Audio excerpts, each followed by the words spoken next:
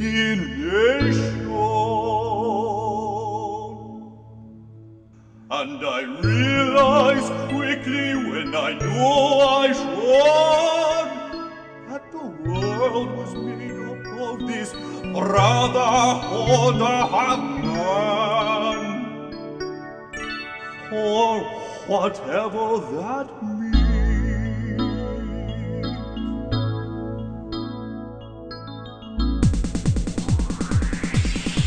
And so I cry sometimes when I'm lying in bed just to get it all out what's in my head. And I feel it a little peculiar.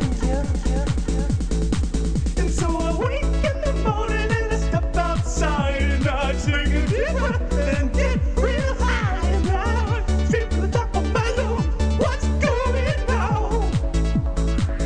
And I say, hey, I say, hey, what's going on? And I say, hey,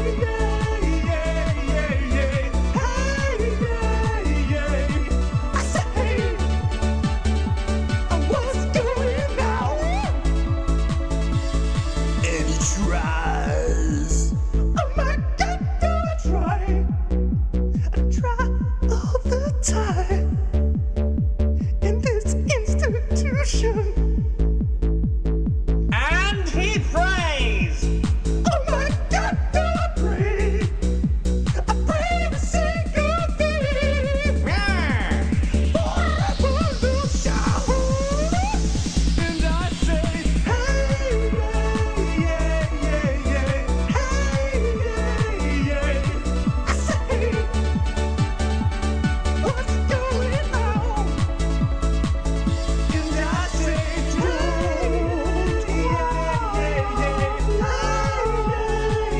just keep it inside. Learn how to hide your feelings.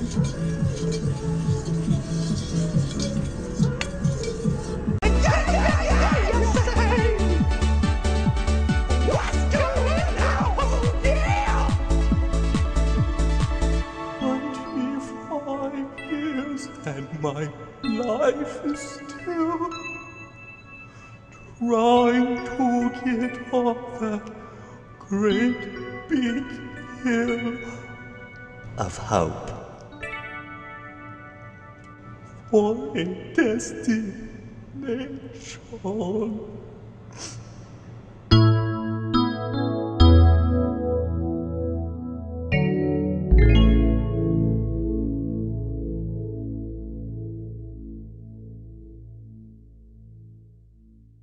"25 years and my life is still trying to get off that great big hill of hope for a destination. And I realized quickly when I knew I should that the world was made up of this brotherhood of man. For whatever that means.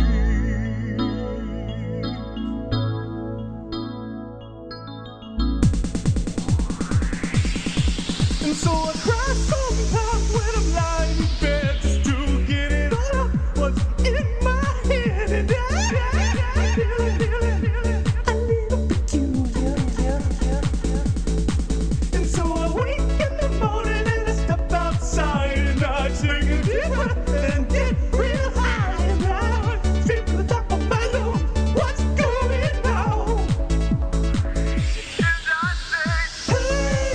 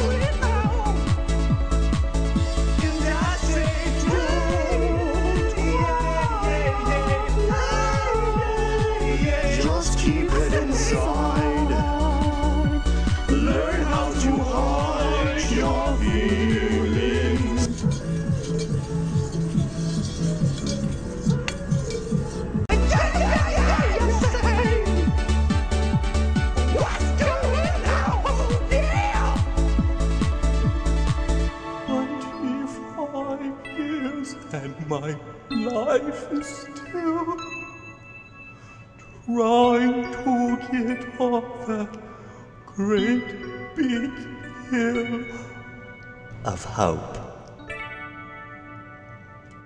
for a destination.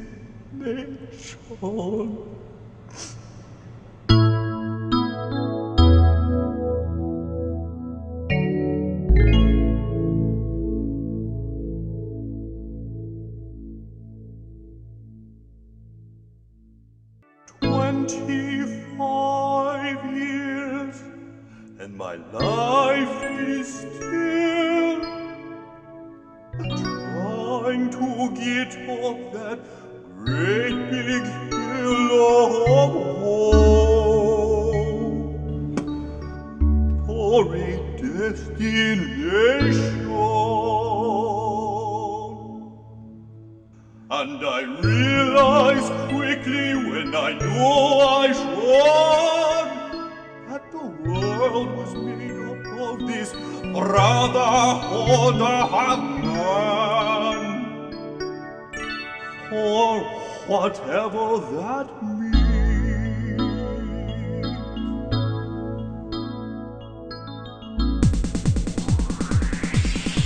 And so I cry sometimes when I'm lying in bed just to get it all out what's in my head. And I feel it a little peculiar. And so I wake in the morning and I step outside and I take a deep breath and get real high. And I feel to the top of my lungs what's going on.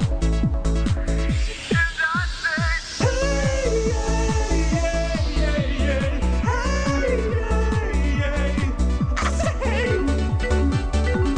what's going on?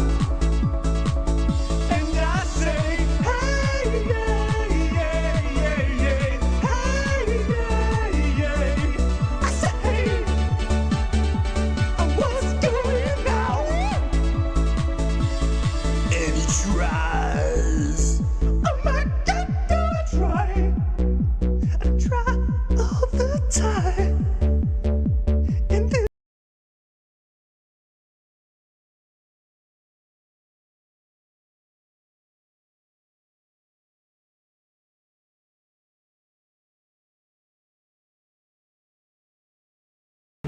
Oh, and we're live.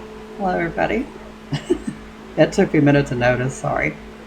I just got to the desk, so wasn't quite as prepared as I should have been, and I apologize for that. I decided to stream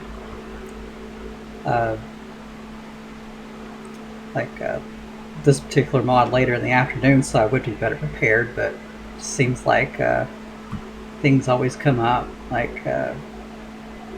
so I might readjust the schedule to be like 4 p.m. instead of 3, honestly. I just, every time I try to leave work, I get wrapped up in a conversation or anything like that. And let everybody know that I'm streaming on here. Just real quick, yes, and today we are doing the Spade mod for Freedom Planet 2. A mod being made by Kubo. I'm helping out with the sprite part, and he's helping make certain parts of my fan game work in ways that I previously imagined wasn't possible. I owe him a lot, honestly, so this is a big service to him more than anything. And oh, that's right.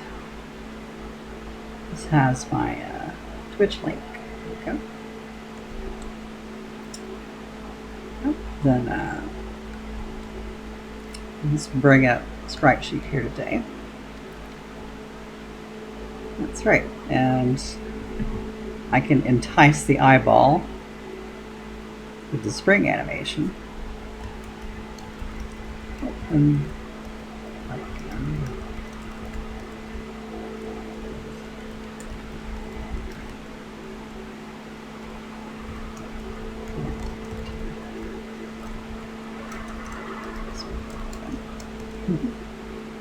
go.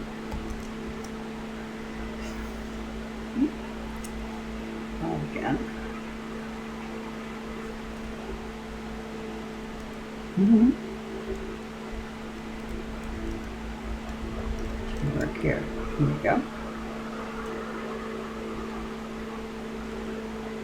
I very often just open Twitter with my notifications panel so I don't easily get distracted online. I gotta let people on Discord know what I'm doing too. Yeah, what we'll be doing today is,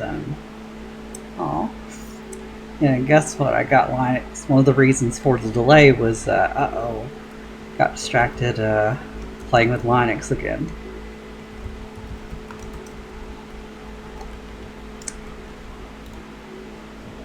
That way people can know.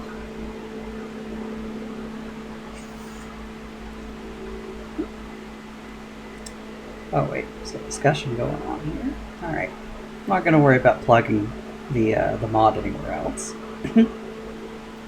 My following knows where I'm at, and they have the schedule. So yes, one thing I'm very happy with is that, you know, prior to this stream, the where is my folder again? Game projects. Sweet, there we go. Like Traylina, Leaf, and some others also got together to help me out with the mod. Like most recently, the most difficult animation, frankly. Like y'all can thank Leaf and Traylina for this one looking as good as it does. Like dear lord, very consistent. Like it's just probably one peg below looking official. It's very nicely done. And so yeah, that got done very nicely. And let me get the chiptune player open. Maybe we'll start with FP2 music though. Because yes.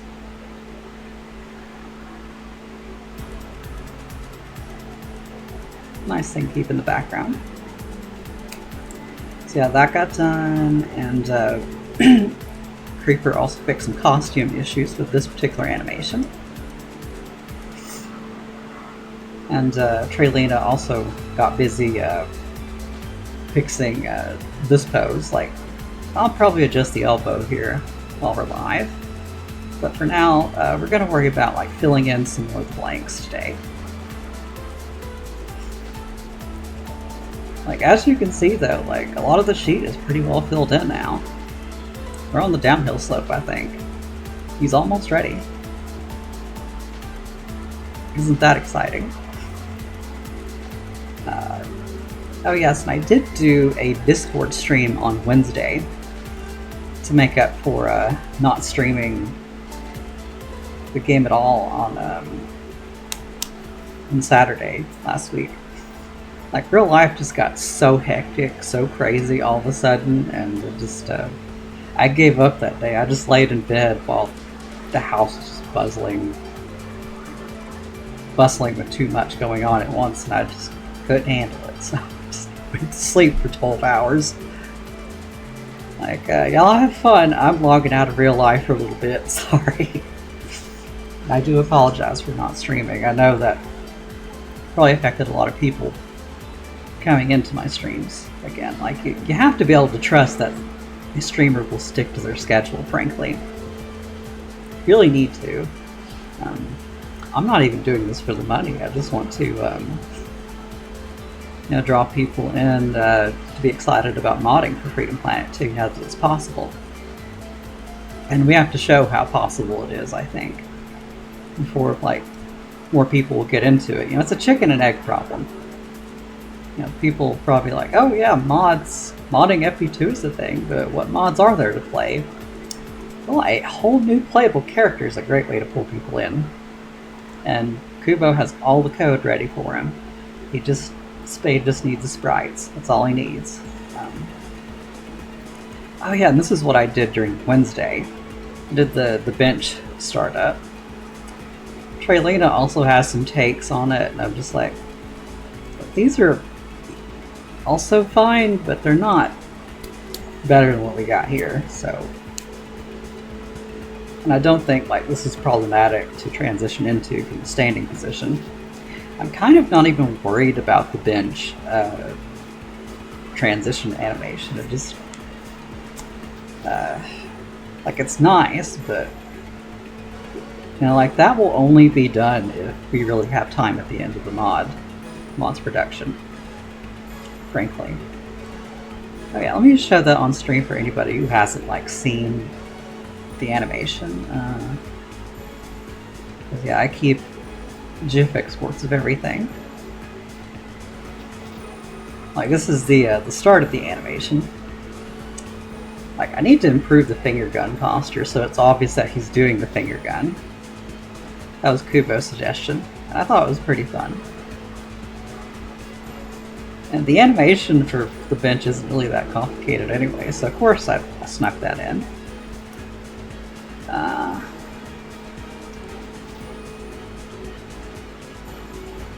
So yeah, let's we'll either fix the regular hang bar animation today, which does have a lot of problems. Basically just need to redo it outside the pose. So like, getting rid of these frames, going back, starting from this one. Like, we'll probably need a lot of subpixeling to make it look smooth, and probably comparing it to other animations in Freedom Planet 2. So what we have left is like looking up, pushing, the guard aerial or boostering animation, ladder climbing, this idle needs another pass, the air dash, and oh, that's right, we can take spring off the list now. That's done. Just look how few animations we have left, y'all. Like, let me count that. 1, 2, 3, 4, 5, 6, 7, 8, 9, 10, 11. Yeah, we're almost in sub 10 animations. Almost. That's pretty nice. We do have animations on the list that are one of those would be nice things. Just would be nice. We'll see what we can do. Like, I might feel pretty motivated to do those items after we're through getting the playable character all sorted out. So yeah, regardless, we'll just go ahead and delete these because, like, well, no good. It's not up to quality. Like, this particular animation, like, is not up to the same standard of the other two that I made. Like, this hang bar and the hang bar flip, like, these are of much better quality than what I did up here. So, like, yeah, that will stand out in a bad way. This Freedom Planet gives you a lot of opportunities to hang on to things, so it will stand out in a very sort of way. And of course, the avid dedicated gamer who, spends a lot of time playing video games, yeah, of course it'll stand out to them. They'll be forced to stare at a bad animation for hours on end, so yeah, you don't want that. It's not good for replayability, frankly. So yeah, let's look at Nira's hang bar animation in the Spade mod folder. References. Have a look at Carol's as well. Ooh, this is one of my favorites from the soundtrack. Shuigang. However you're supposed to say it. I don't think even the game itself is consistent about calling it Shuigang or Shuigang. Like, you will see those two pronunciations. Oh, yeah, I saw that creeper. Hello there. It's quite nice having like about 3 other people I can credit to the mod. It's really nice.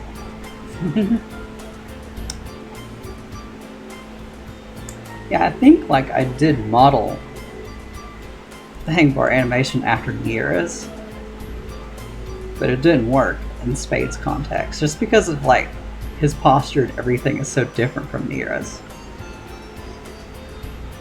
Let's see about Carol's comparison. Look at the kitty. That had to be a difficult angle to strike. Oh my god, I never noticed that she does this. Oh my god, y'all. My sides were not ready to see that frame. I never even noticed this, y'all. This is crazy. I think I played as Carol twice in the game and never noticed that she grimaces while doing the hang bar flip. Which it makes logical sense. I've gotta have her kitties around here. So yeah, where's Carol's hang bar animation on this very unorganized sheet on Spritework's resource? It's nice they have all of the sprites, but it's not as high quality of a rift as the Freedom Planet 1 sprites, where like, they have all the bounding boxes and everything sorted out. It's really nice. Here it's just like, yeah, we put all the frames next to each other. That's good enough, right? I get it, that is a pain in the butt to do, but... Oh, definitely not down there. The most famous frame, probably.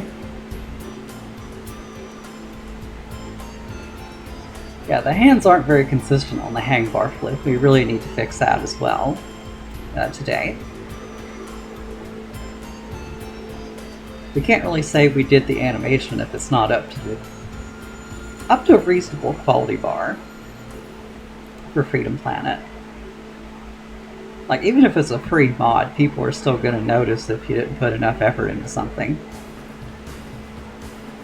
People will forgive, like, a 7 out of 10 effort for an animation as long as you still cared about what you're doing. And I do care about what I'm doing. I have no love in my heart for Spade as a character, but I still care about what I'm doing. And I hope that shows through the animations I make for him. Come on, Carol, where's that frame? I need it. Come on. Yeah, we need to make a really unique pose for Spade doing a thing. Because, yeah, that's very expressive.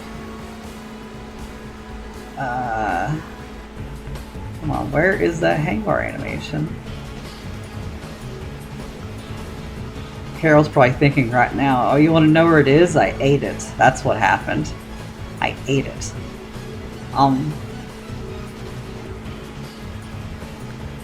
Okay, seriously, did the Ripper just not get this animation? I need it right now, y'all. Need to reference it.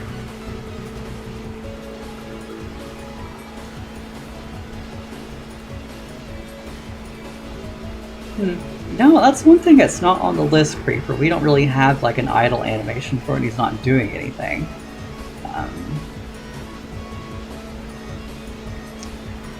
I've just never sat and thought about it. like when it comes to a project like this, when you're starting off from scratch, like you have multiple fires that are burning basically, and you're just trying to put them out. Oh, here we go. So you're worried about like putting out the most important ones first. Okay, yeah, this should be it. And we'll try to... There we go. Let's like make a test animation of this so we can see what's going on with Carol's particular animation. It might be a better reference than Spade's.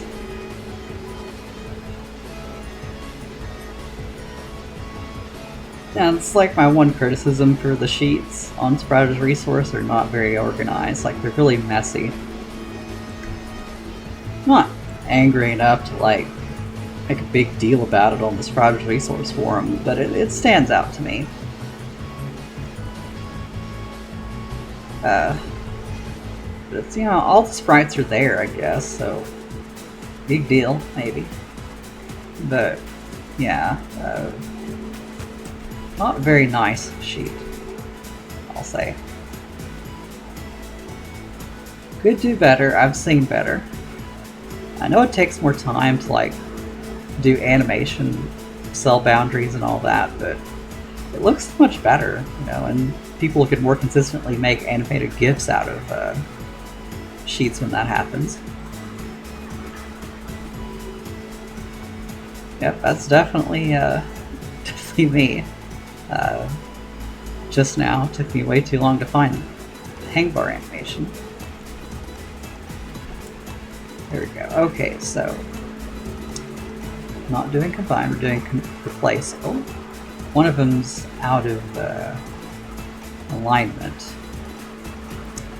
Which one? Oh, of course it'd be this one.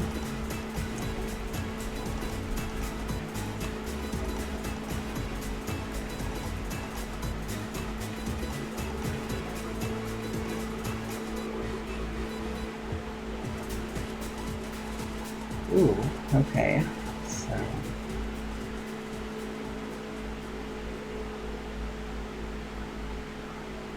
okay, that's better.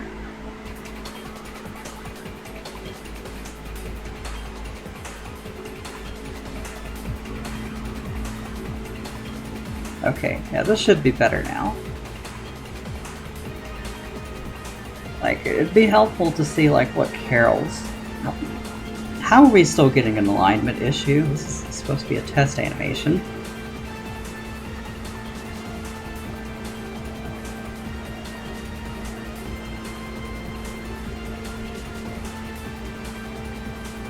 Oh yeah, well I guess I could, like, cycle through them to see which one is being the issue.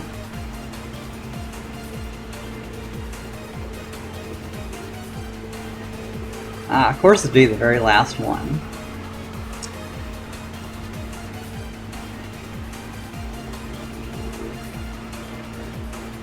Yeah, it's just hard to tell how off this one is. Okay, now we should have a reference animation for Carol.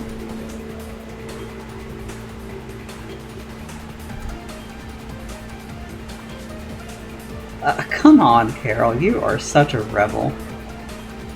Last animation still being a little rascal, so...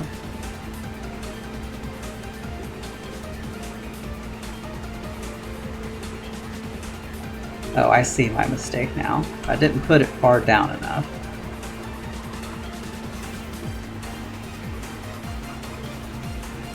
For some reason during this particular song I keep expecting, like, the rainbow boostring sound effect to play in Sonic Rush. Maybe some of y'all know it, where like it's that cute little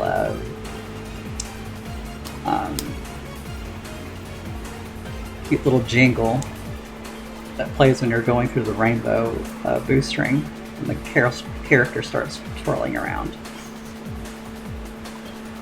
Okay, so in Carol's case, she is like going up way more than Spade is, so that's one reason Spade is not being expressive enough.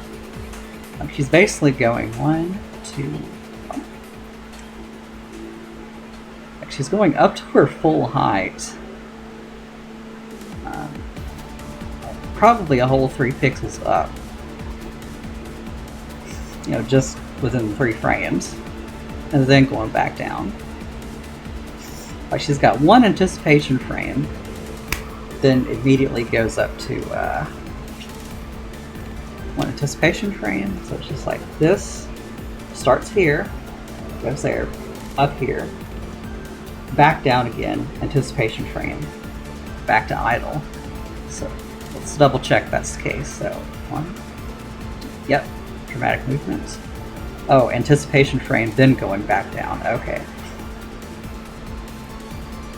Anticipation frames being like, it's like a kind of like a transitionary frame, it's just like a very little movement to help smooth out the key animation, the keyframes rather.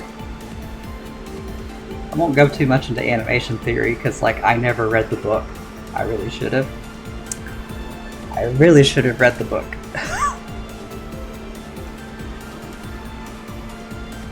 I would have recommended the animator's survival toolkit to me multiple times. It does look like a good book. Like, if you want to understand Western animation theory as a whole, it's right there. Yeah, animation theory is a thing. At least for Western animation. Obviously, Eastern will vary, and even certain parts of Europe have their own animation style. I'm sure there's parts of Africa that also have a unique animation theory as well. So it's not a universal thing. And the same can also be said of music theory. Like, we'll have like our diatonic scale, and then the Middle East has its own thing with like 29 microtonal. I've already forgotten my terminology, but it's very different over there. And naturally, that having a underlying theory that different does lead to different music, which is very fascinating to me. So yeah, like there's different schools of thought on animation, and the animator's survival toolkit will like show you all the tricks to make Western animation work. And I still haven't sat down and read it. It would help me a lot, especially with things like this. Even like for making animations that I can reference, like it would still help me understand how and why the animations are working and how I can make them more expressive and my own takes on them. So yeah, we'll just have like this animation container for Carol over here.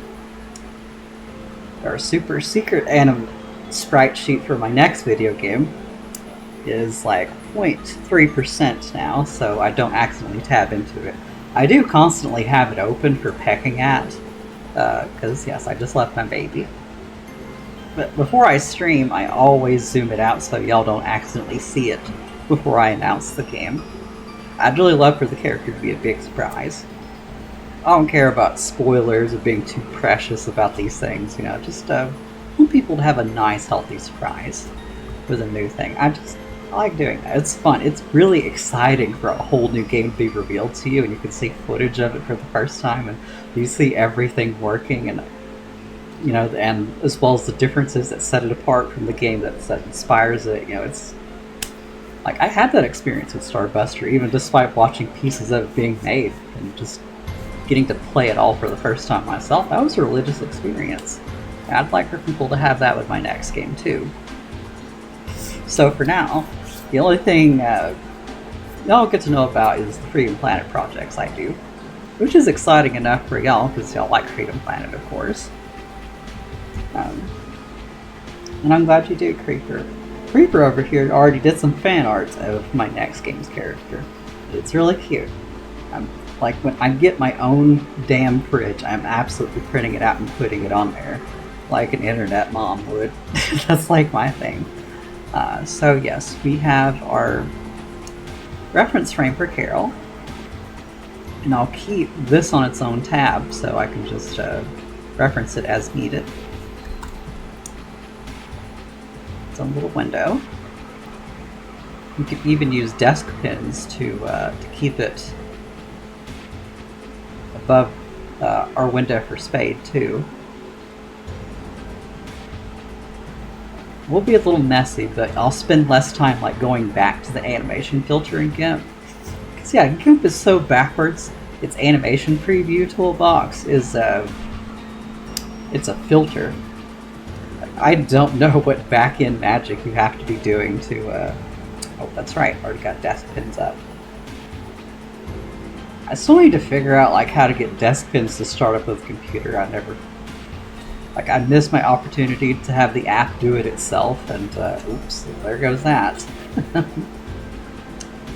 be really helpful. Like that's what I use to pin things on top. I think it's key being able to pin windows. Windows 11, if they really wanted to be a good operating system, they'd just put always on top right here in the compositor itself. They wouldn't have us wasting our time with third-party tools to use a function within the Windows GUI that is there. They just never provide an option for themselves. It is so dumb. Microsoft's too busy ruining Windows 11 to actually make it a truly compelling sequel to Windows 10. Bad enough they broke their promise for Windows 10 to be the only Windows OS you'll ever need again. It's bad enough they did that. Okay, so, alright, Carol, let's check again. Your head is only going up, was it 1 pixel or 2? Yes, it's 1 pixel. 1 pixel going up. And another important thing for me to note is like the legs have a more deliberate animation to them. Previously, I'll just go ahead and pull up a GIF of the original animation for y'all to see. Like, this is no good. Do not make a hanging bar animation like this, or the ghost of Spade will throw a pot at you or something. I don't know. So yeah, as you can see, like, he's just going down, like, very procedurally. Like, there's no acceleration to his movement, which is very important to animation theory. That's one thing I do know. Like, he's just like going 1 pixel down at a time and then going back up. That's why this looks better. So we're gonna have him like go up instead. I think that would look so much better. Have it go up, and well, he does have thumbs. It's just you can't see them because they're cropped out. That happens. Like, even just look at Carol. You can't see. Like the way I had it was like his thumbs would be kind of like this on the bar. I didn't like have them clawed down underneath it as well. Like, there's plenty of ways to grab things that are perfectly valid. And you don't want to stress out your thumb too much when doing athletic things, because, like, yeah, if you put too much weight on this, like, you're going to get a sprain from hell. You do not want to do that. Because, like, you will feel it all the way down your arm if you hurt your thumb too much. Most of your fingers, really, because, like, a lot of the muscles that support the movement of your fingers, they do go all the way up here. Like, it's just kind of like there's barely any meat in these, or muscles in these things. Like, most of the real action that's making your fingers move, it's kind of like puppet strings. You just kind of like got like effectively organic puppet strings in here, and your muscles in here are kind of like helping support and control them, in addition to the tiny little muscles and that are in here too, of course. It's not like they have like no motor function at all. It's just like these are very heavily supported by everything that's going on in your forearm. So yeah, if you hurt yourself here, you're really gonna hurt this. I would know. I'm getting older. I would know. So yeah, this is like not what we want. What I'm gonna do to redo it is like have him go up and then down, and have his legs like, you know, going in and out as he's pushing himself up and down, like Carol does. Like, this is like exactly what you want in this kind of animation. And Freedom Planet goes a lot extra compared to Sonic, because, you know, in Sonic games, like, you just have the character, you know, just hanging on for 1 frame, and that's about it. Freedom Planet is very extra in that, you know, you have complex animations for even an action as simple as hanging on to things. Like, the character is like doing mini push-ups on these things as they go. So what we want is for Spade to go up instead of down. And, you know, like, and the way this works means we don't even have to change the position of his head. You know, as you don't have to tilt his head up or down like I was trying to do here. Just look at Carol, she doesn't have to do that. Like, her ears are the only thing that's like actually like wiggling around. And we can do that for Spade too, probably. Like, a mix of Nira and Carol is kind of like my reference point for Spade. And I don't know what I did with the leg movements here. He's just kind of shuffling his feet. That's not what you want. That's not a natural movement by any measure. And in fact, like, just looking at Carol's animation, you can kind of see that we might want the feet here to like go down even further still. His shoes are really hard to do. They do not look natural at all when you look at them up close, honestly. So yeah, let's love this song. Let's kind of like edit his speed a little bit here. The nice thing is we don't even need to edit like the angle of the shoes themselves. Like Carol is simple, effective animation, as you can see. Pixie and Friends did a good job on this. Like, it has so much life to it, while not like while being very economical about it. Like, think about Hanna-Barbera's animation work. Like, they did honestly do lots of really good, unique animation for their like low budget shows. It's just like everybody clowns on, you know, the parts they recycled, like all the walk cycles and whatnot, but that was to save money back then, you know. Making a cartoon for $6,000 an episode was like, that made the industry a lot more accessible for animators and TV stations. So it's a very valid approach. Just had to deal with seeing the same walk cycle everywhere. And, you know, the coloring of cells, like, you know, mouths not aligning with the face sometimes. That'll happen. Like, you know, they layer cells on top of things. Saves markers and material cost.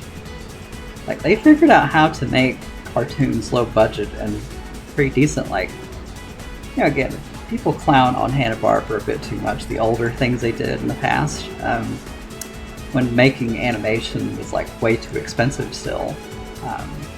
You know, animation is way more accessible than it used to be. But yeah, you know, people still talk about Flintstones and the Jetsons. And I'm still seeing YouTube essays about them. Like, oh, just look how messed up the Jetsons were. Like, you know, what would even warrant a deep dive like that if the show wasn't good enough to start with, you know? So, yeah, I think it's, I still have some respect for that, that approach to make animation more accessible.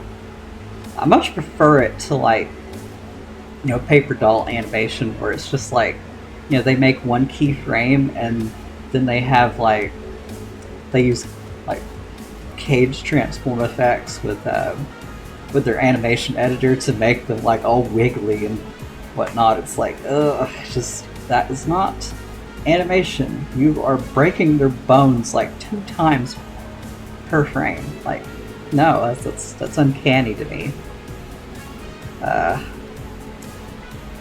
So y'all can just imagine what kind of content I watch. Like, I don't care how many keyframes you have as long as you have them at all. Whereas, you know, for some things that just have like 2 keyframes for a whole animation and they fill in all the gaps with transition frames done by computer with vector graphics, and it's so easy to tell. Like, yeah, you really don't want that. Like, I would rather somebody have like 4 keyframes and a couple of transition frames than to resort to you know, just like 2 keyframes. Like, just look at My Little Pony. It is vector animation, but they had enough keyframes that the transition frames stood out better in a good way, because the extremely smooth transition frames only complemented the high quality keyframes that they had.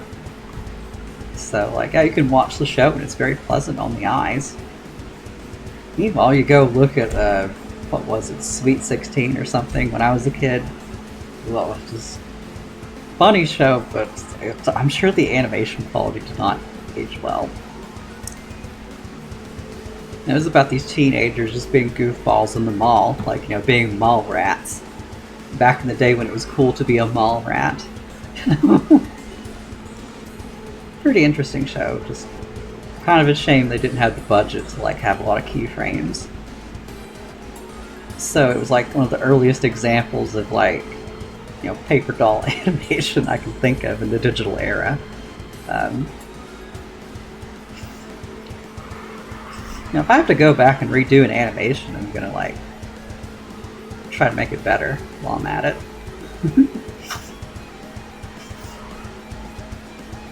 Yeah, I didn't get to do anything for My Sweet 16 either. Wasn't even allowed to ride around the neighborhood on a bicycle. Like, I just, like, no freedom. It sucked. Like, it made me very restless, too. It's not like, you know, I wanted to spend all of my time in my cave with my video games. I wanted to go out and do stuff, too. It's just, all I had were the video games. That's it. Like, so if people ever wonder, like, God, like, is video games your whole life? Like, do you enjoy anything else? I'm like, well, yeah, video games basically raised me. Of course, that's all I do. Of course, I do like, you know, cartoons too, as I've just been discussing. Love cartoons. And I only love them even more as an adult, because if you really think about it, animations were originally made for adults. Like, nobody made Looney Tunes for kids. Like, it started out as adult animation. And, you know, then, you know, they put it on the air some decades down the road, and you're like, you know, kids really love this. Why don't we make family-friendly versions of this and just double down on it, you know? Oh, and hello, Tyler. I'm also doing okay. Like, I had too short of a nap, but I have a triple shot espresso, so I'll be okay during the stream. And I'll be able to nap before work tonight, so I think I'll live. But at least I had a nap. I've accidentally overextended myself before, and that's why I'd fall asleep on streams. And I'm really trying to fix that. Like, you know, who would want to, like, you know, make time in their schedule to watch me do things just to watch me sleep? Like, you could literally go onto YouTube for, if you really want to have content that's about people sleeping. You're not going to be on Twitch for that. Oh wait, that's right. YouTubers do sleeping streams. Oh my god.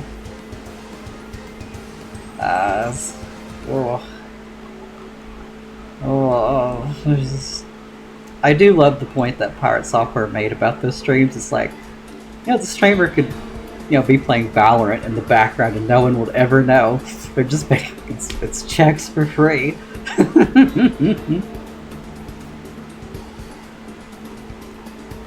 Why is oh my god, Argo, that is such a funny way to put it. You know, like, usually you think of yourself vibrating, but you don't. Notice you're vibrating and think, wait, why is everyone else vibrating? That is such a funny perspective to have on that one. Oh my lord. Yep. LMAO, for real.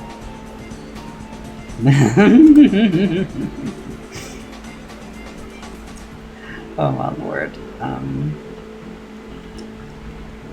So yeah, let's and I should like extend this a little bit too.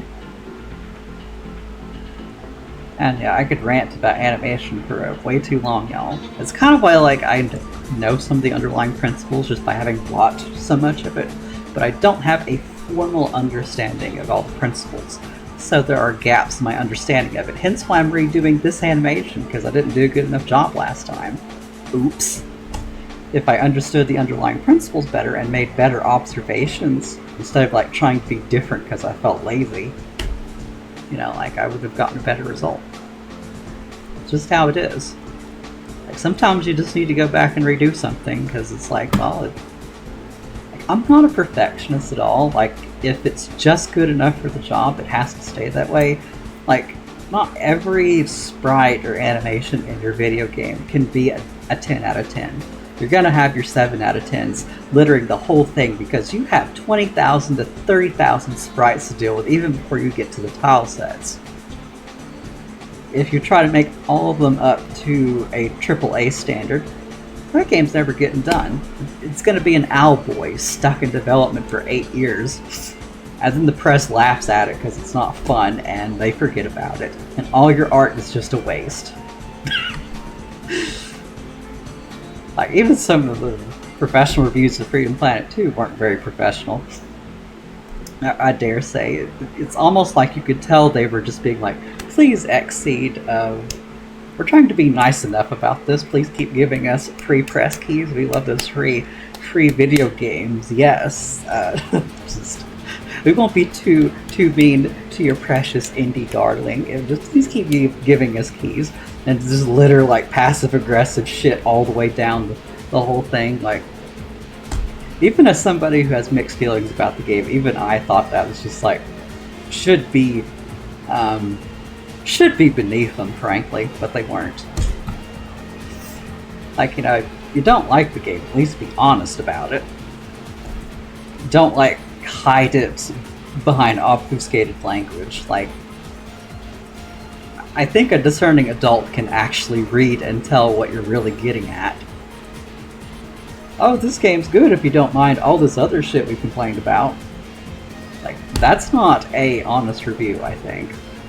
Just, like, there are certain VODs that I don't archive to YouTube because I felt like I got too spicy about certain video games. I was just like, okay, I stand by those opinions, but I don't think the way I disseminated them was appropriate or professional, so I don't keep those VODs. Not because I'm a coward, it's just like, look, I'm trying to figure out how to be a real professional about all this, and it's hard. And sometimes you have moments of weakness and you say too much. So if I was like actually, popular, I would, like, Twitter would just have so much fun with me. The internet hate machine would never let me go. Like it has Sabrina. Just, we still get people asking like, hey, when's the Spade DLC? And I'm over here with the Spade canvas open like, well, we're having to make it ourselves, friend. Just, yeah. So yeah, I'm slowly learning like how much to say in certain spaces. How much I can say. I always want to be myself and honest with myself in any public setting, frankly, but there's just certain things that you don't need to be guarded about, but yeah, just, it's not that you should keep everything to yourself, it's just you should keep some of those thoughts to certain other spaces. Like, now, I'll talk about some games I didn't like on Discord, but you won't see me talking mad shit about them on Twitter, for instance. That's like the world's largest public forum. Like, that's, like, people get very emotionally attached to the games they like, and they, to the extent that they identify with the product, and it's something our capitalist machine encourages, because, like, well, there's a financial incentive to encourage people to have this cult-like behavior around the media they consume. If they identify with the product, they're going to keep consuming more of it religiously. You don't even have to advertise it that much. People are just going to keep coming for the product. Because, like, yes, like, they feel like they're not a real fan if they don't have it. Like, so yeah, that's a thing. Oh, that is really funny, Creeper, that you've been so far out of the loop that you didn't even know it was a thing. Maybe they should quietly remove that rule. Just so, like, the new kids won't even have any idea that we almost got that, and then decide to complain about it anyway. Like, oh, where's my free DLC I never paid for or backed on Kickstarter? Where's my free DLC? Okay, now we can start animating, y'all. Sorry about all that. Like, that's the part of the attitude I don't get. I sympathize with the Kickstarter backers who only backed the game for the stretch goals, and then they didn't get the stretch goals. Like, I get it, that's fair. But Sabrina gave them refunds if they asked for them, so... Now, who really lost here? Well, Sabrina still had to eat a reputational loss for canceling them. Like, gamers they can be kind of forgiving, they can be reasonable, but they can also be viciously cruel if you cancel something that they were looking forward to. They will never forgive you for it.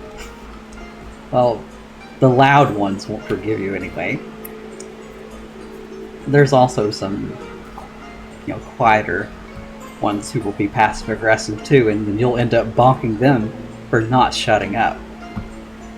Like, hey, you're using language that's agreeable, but the spirit of what you're saying still makes you a piece of shit. Like, you're not swearing or anything, you're not being malicious, but the content and spirit of what you're saying is still annoying.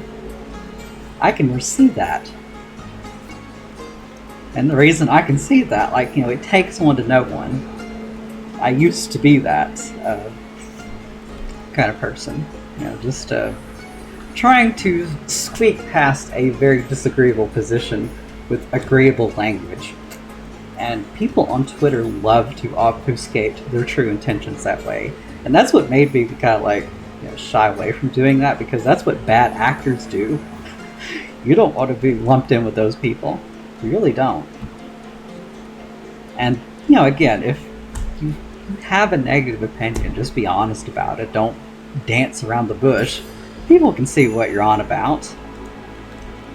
They're not stupid. Also, y'all, since y'all mentioned, the thumb not being there, I feel like I should have the thumb there regardless. Because, even if it's realistic for the thumb to not always be wrapped around a bar like a claw, people just expect it to be there, so we'll just add the thumb. It'll make more sense. Codependency over video games. That is a very good way to put it, Argo. Very good way. Emotional codependency. And that was definitely me for a long time too, because, again, I was basically raised by video games, so I'm very emotionally attached to these things. I live for video games. But I still eventually reevaluated my relationship with them, because it's a disappointing game or sequel that comes out would just absolutely ruin my month. When I first played Tropical Freeze, Donkey Kong Cup Tropical Freeze, I was like, oh cool, finally a new video game where we get to play as Dixie Kong, this is gonna be great. And then I had nothing but very angry words to say about it for months, till eventually I was just like, I'm never going to go back to this game. Why don't I just trade it in for something that will actually make me happy and just move on? And I did, and I'm way happier for it. And I need to do that with more video games, frankly.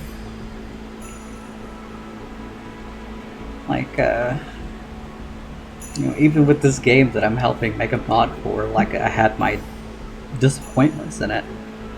They were very extreme disappointments, just because of my attachments to video games, and this was the game that finally gave me the wake-up call with that kind of disappointment, because it's it's okay to be disappointed in a game, but the way you express it is everything. If you just didn't like how a game turned out, and you're like, nah, screw this, I'm gonna play something else. That's the healthy approach. Not silently beating it to death on a forum somewhere for months on end, oh, I think this boss fight is a worse version of this one, etc., etc., just tearing it down for months on end. Geez, don't you have a hobby? And I do. I have multiple hobbies. I've got better things to do with my time, and there are certain games where I've still sat and deconstructed with irritating surgical precision, why I didn't like them. And that's even as a game developer, where you might need to deconstruct why you didn't like something, there's still a better way to do it. I've since learned. It's not like I don't stand by those opinions anymore. It's just the way that they're stored is different. It's kind of when you have nuclear waste, you don't just put that in a glass jar on the shelf and hope it doesn't irradiate your cat and then little corns start growing on their eyelashes the next morning. You don't do that. You put it in a big concrete barrel somewhere, you know? Like, there's a time and place for everything. Even our most acerbic opinions.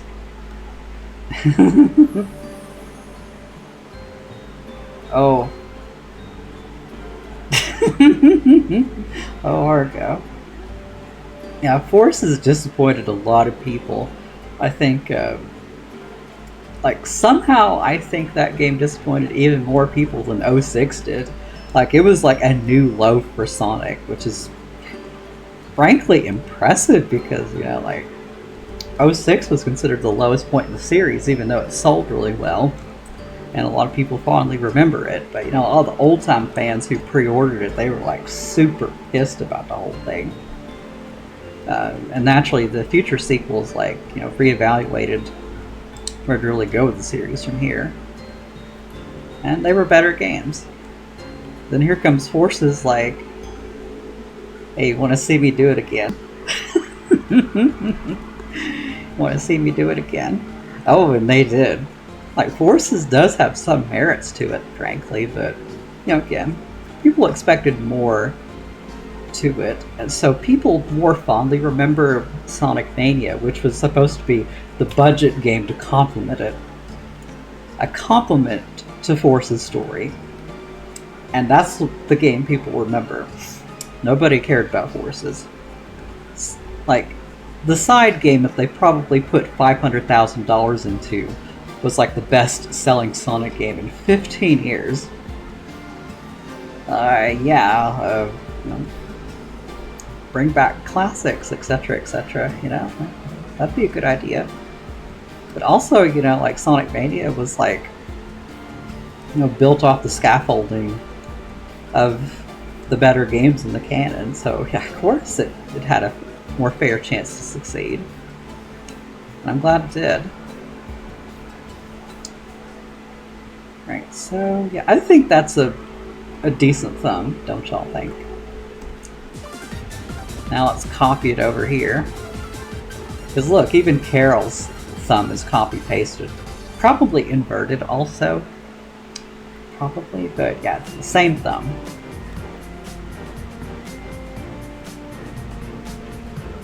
Yeah, there we go. That's what we want. Now, if I was a real Le Professionnel, I would, you know, put these thumbs on a separate layer, but I find that so cumbersome, I just don't do it. I like working with raw pixels, you see. It ain't laziness, it just feels like it disrupts my workflow to go too hard on layers, because it's like I'm trying to edit something and realize I'm on the 10th wrong layer. You know, it's just, I hate that. Oh yeah, everyone wanted to rewrite Forces. From what I've heard, like, the original Japanese script was kind of reasonable. And then they just bumped up the edge for the Western release, and yeah, it turns out nobody wanted that much edge in, you know, a mainline Sonic game at least. In a Shadow game, maybe that would have been appropriate, but, you know, for Sonic, you know, like, you know, maybe don't just casually mention that he was tortured for 6 months with a straight face. Maybe don't do that. Like, now, come on, he's still a teenager. This is like, you know, child torture by every measure. I hated it when Freedom Planet 1 did it, and I do not appreciate that in the Western localization of the Forces either. Like, you know, there should be a line that's a line that shouldn't really be crossed. You know, if you want to, you know, casually mention or have, you know, any number of adults being tortured, fair game. Like, it happens all the time in real life, whether we want it to or not, and it's just and life imitates art, and art imitates life, etc., etc. Like, it's just, art's gonna art. But, you know, it comes to, like, you know, kids being tortured, like, ooh, there's a reason people are still angry about Lilac being tortured. Like, literally 10 years later. It's not like, wow, you hurt my waifu. I think a good writer should be daring enough to hurt their characters. And Sabrina is that is one thing she will not hesitate to do. Do not count that out with that woman. Do not. If she sees an opportunity to hurt them in a way that benefits the narrative, she's going to do it. Watch your backs. But, that, just Lilac in particular, she's like, what, 16 in Freedom Planet 1? That's a hard line to cross, Like, the only reason the SRB gave it, like, E+10 instead of an M rating is because Lilac wasn't necessarily a human child, like a little furry kid. So yeah, of course they were just like, yeah, this scene is problematic, but it's not a human child on display here, so we give it a free pass. Oh, technically not my character. Oh. Technically. Well, that's another way to put it, Argo. Yes, technically not her character. I wonder how Zio felt about that particular scene, honestly. It must be really not funny to her, to Zio, if I had to guess.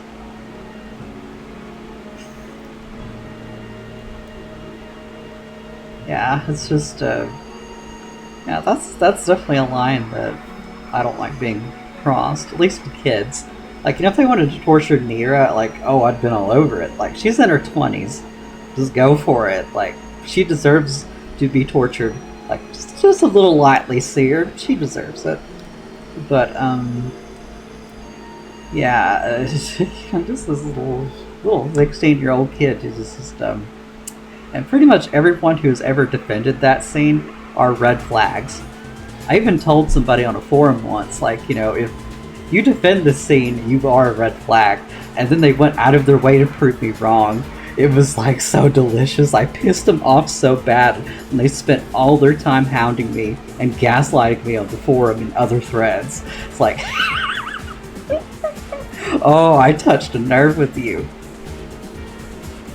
And I got more data for my point. Like, yeah, thanks, pal. You just proved that you're a piece of shit who loves problematic, like extremely, profusely problematic war crimes and shit going on in your video games. Ooh, just... Your escapism needs a therapist, not just you. Your console needs a therapist. Okay, I've spent long enough improving this frame. Let's actually animate it now. We have proper thumbs. Fingers should be a little bit better. Wait.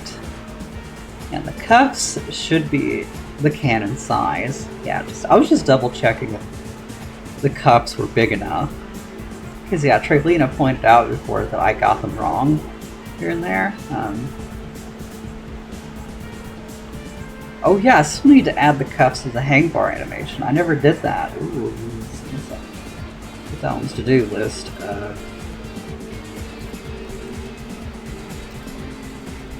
Hang bar. Flip. Feet spike cuffs on wrists. There we go.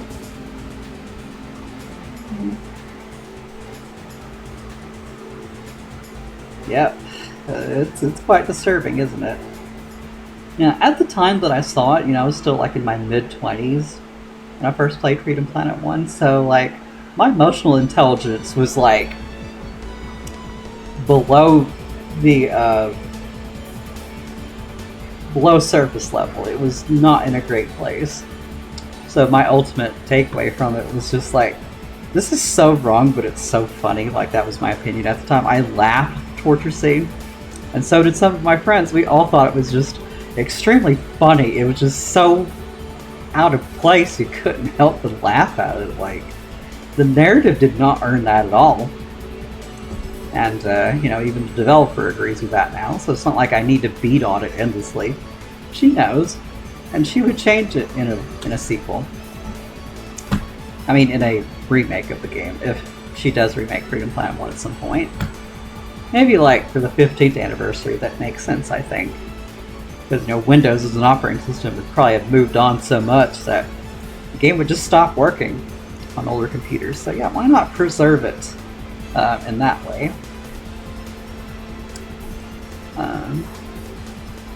But yeah, don't need to beat on that particular point too much. The developer knows. The press endlessly made fun of it. But yeah, when I first saw it, I just thought it was really funny. It just seemed so wrong, out of place. But now as an adult, it disturbs me even more. Especially now that I'm working like in healthcare, it's just like, woo, yeah, woo. It's just that part ain't aging well. So yeah, if there is a remake of Freedom Planet 1 at some point with like FP2 style, I would just prefer that particular scene changed. And nothing else. Like, you just keep all the warts of the original story, just not that one. And we'll be okay. That will be like, you know, taking the rabbit turd out of the muffin, you know.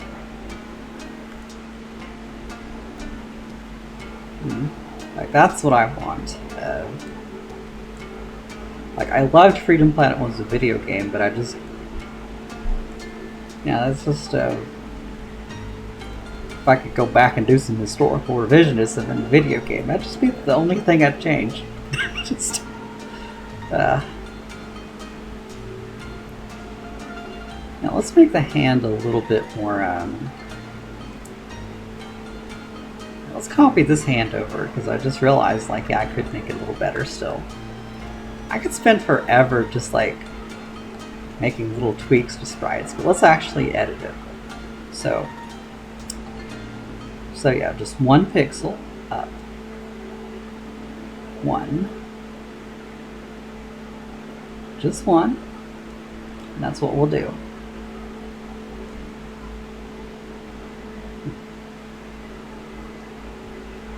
Yeah.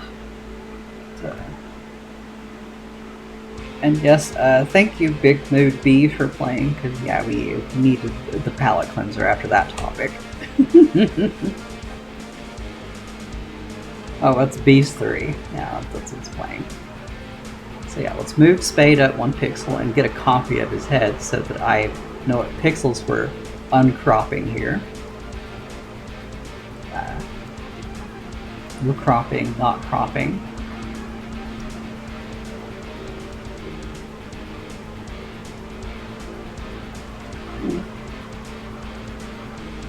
Oh yeah, that'll happen when you're working on sprites. You'll spend an hour tweaking one frame. You're like, okay, this looks a lot better. It's worth animating now. Wait, what? Where did that hour go?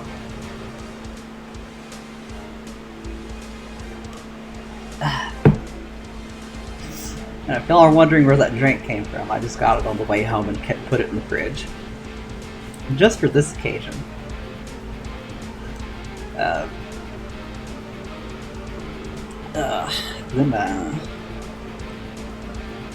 Like, yeah, no, I don't drive out to restaurants to pick up food. Like, I try to make all my trips economical with my car. Because, like, you know, it's 85,000 miles now. And that's like 15,000 away from, you know, being over the 100,000 mile mark. That's Japanese, so they'll probably keep on ticking well beyond that point. It's just like, you know, I don't, like, that's usually the point where a lot of Western cars will, like, start to have all these weird little ticks that keep them in the shop. It's like, I'm just very hesitant to let it get to that point. So, yeah, if I can, like, save a trip by waiting until after I get off work to go do an errand, I will do that. I will not drive out to the grocery store on my off days even. I refuse to drive to the grocery store on my off days. Because, like, that's just whole miles on the car that's just a total waste. So, like, I pick up groceries after work on Sunday or so. And it's all nice and quiet. It's like, one thing I learned from my grandmother, like, if you really want to, like, get in and out of a supermarket in 30 minutes, you go that early in the morning, like during church hours, where there's like nobody there, and you will get in and out. Like if you just casually decide, no, I'll just go shopping in the middle of the afternoon, like everyone else does, that trip will turn into an hour, and that's time I could be using to make video games. So, yeah. What drink has no concept of object permanence? Yeah, it's a coffee. I was like, yeah, I think I'm going to need a mocha today, a cafe mocha, which is like a triple shot espresso, without any whipped cream on top this time, because like, yeah, I'm trying to cut down on my dairy intake as much as possible now that I'm old, and like we all have a lactose intolerance as we get older, but it affects some of us worse than others, and it's really affecting me now. Like, I went to the emergency room over constipation before. Like, I've had to get doctor's note for these kind of things, and it's really sucked. So yeah, just trying to be careful. If I can, and I need to like find some vegan cheeses I can eat. Not because I'm vegan, it's just like that's my only option now. If I want cheese, especially like an amount of cheese that I would enjoy eating, not just like this tiny little nibble of it, yeah, I'm gonna have to like invest in that. Like, those kind of cheeses do cost a little bit extra, but what's, you know, an extra couple of dollars for cheese compared to a $400 ER visit because you can't poop now? You know, I don't want that again. It doesn't have to suck to get older, but you do have to learn how to manage your health better. And this spring, I learned a lot about managing my health. I learned a lot. And now I need to go get that A1 something test, the blood work test done, just to see like if I'm borderline pre-diabetic or something. You know, just be sure my family genetics aren't catching up to me as well. Because either sugars or saturated fats are also giving me problems now that I'm gonna be 35 this year. It's like, well, geez, I can't eat chocolate anymore without wanting to throw up. Because, like, you know, certain kind of chocolates have like that one byproduct that's and all that, and like, you know, American chocolate is so much cheaper than European chocolate, y'all. It's very grody. Y'all don't even know.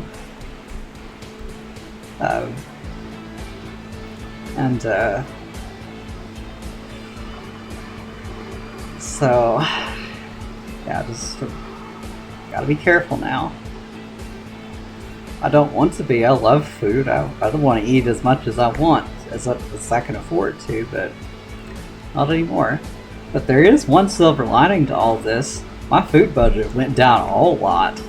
Because it's like, well, I can't eat as much cheese as I like anymore, so I'm like almost never buying it now. Hey, I'm saving money at the grocery store.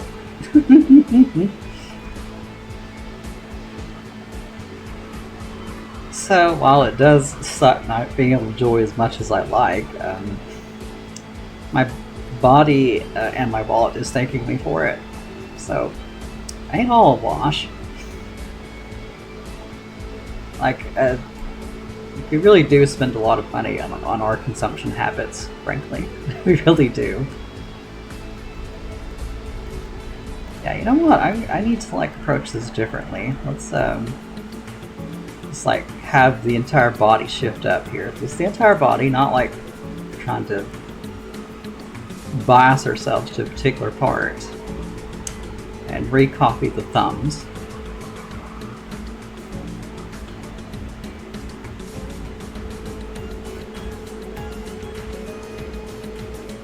Oh, interesting. Okay, no, we can't do that. We need to keep the arms stable at least. Ooh, interesting. There is a tiny animation error in this one.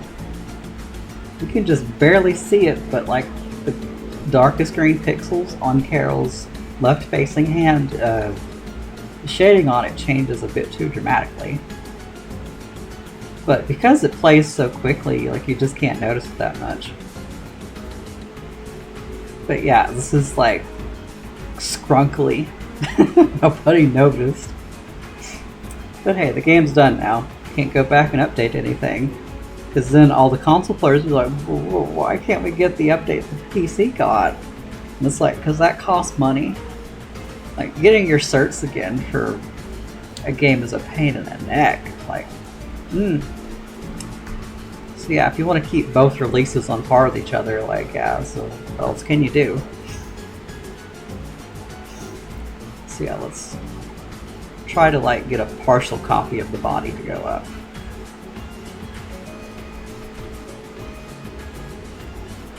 There we go. Try to keep the arms in a stable position. Just try.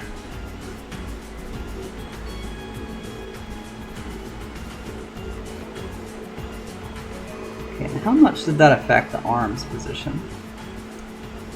Also, I need to see, like, where this pasted layer is.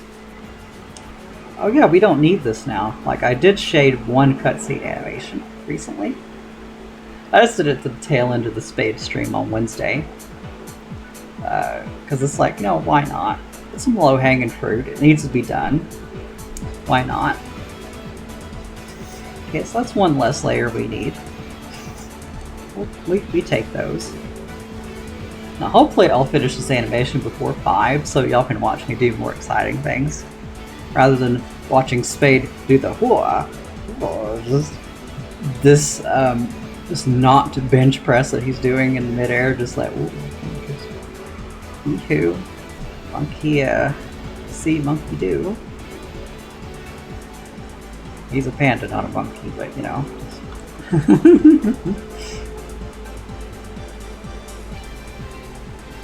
And I don't know about y'all, but I still love that Serpentine calls just a monkey boy sometimes. It's so funny. And does, like, solidify his gender, because, like, first I thought was a girl, honestly. Like, their voice is just so high, like, you can't really tell by their, by their voice and appearance alone what gender they are. So yeah, that helped a lot.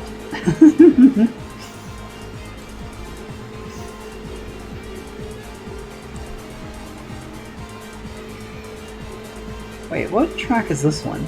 Oh, Phoenix Highway, the boss. Still pretty chill boss theme for what you'd expect. Like, oh yeah, we're just casually destroying this robot train. No biggie. Just got this chill lo-fi song on my MP3 player while I'm doing this. It's so casual. Now we gotta modify the elbow positions to reflect this, so.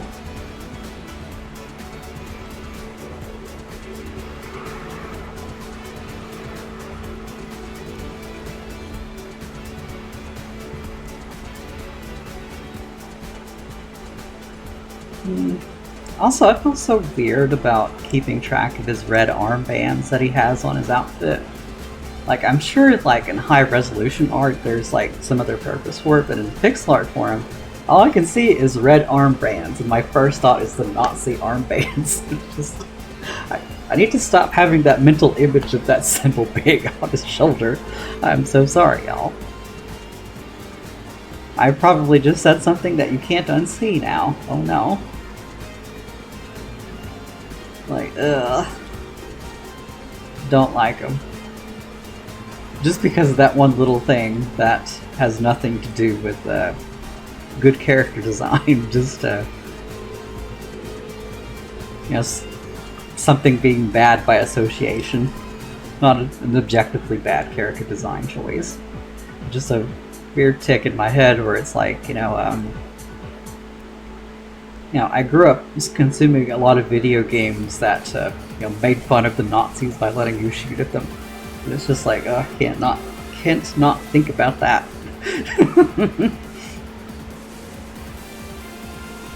Spade is more edgy than we thought.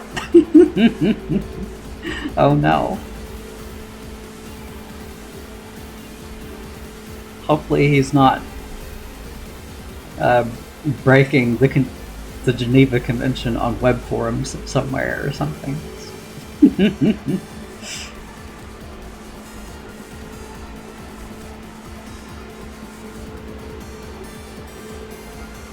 That's another thing that bugs me about child torture is, it's literally a war crime for a reason. Like, you just don't put that in your video games. But yeah, just, I feel weird about the red armbands. Just feel weird about them. And that's a me thing. I recognize that. I hope I'm a discerning adult.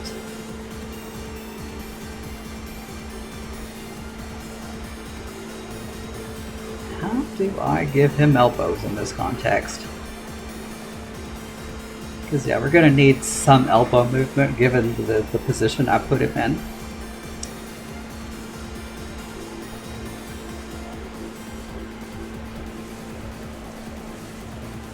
So, there we go.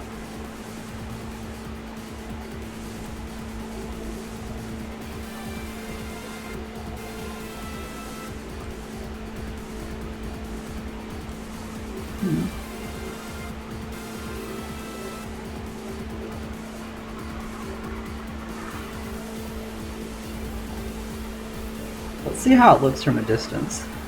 Ooh, that's too much movement for this particular frame, at least. It's a transition frame, so we can't have like dramatic movements in it.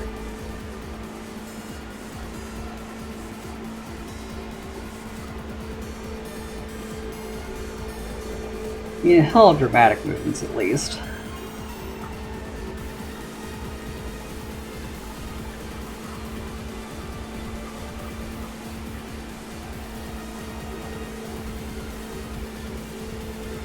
Thinking about those old war games reminds me of this YouTube video that Glover recently showed me. It's like a whole YouTube channel, just the habitual line crosser, who just does the annoying orange style of entertainment, but with like unhinged airplanes and continents trying to one-up each other in combat. Like, it's so funny. Like, I've gotten a good laugh out of them. Really nice. Good funny content, I'll say.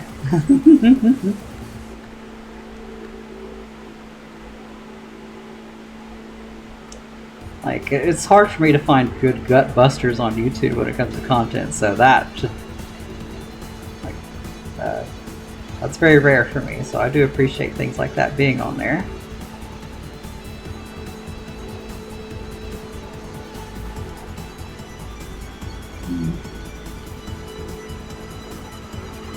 Like, in my favorite character in those videos is, the F-35. Like, he's just so pent up and frustrated because, like, he hasn't seen any real combat yet. He's just, like, constantly wanting to start a fight. I'd intercept me. Just, oh my god, he's just so unhinged. I love him.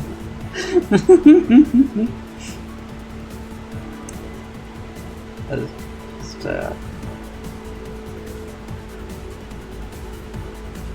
yeah, I think what we'll need is like some dirty pixels here. Yeah, there we go. Help anchor in that position.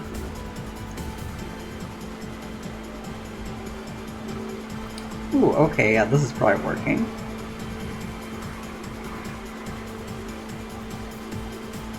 Okay, I need to make similar changes to this side as well.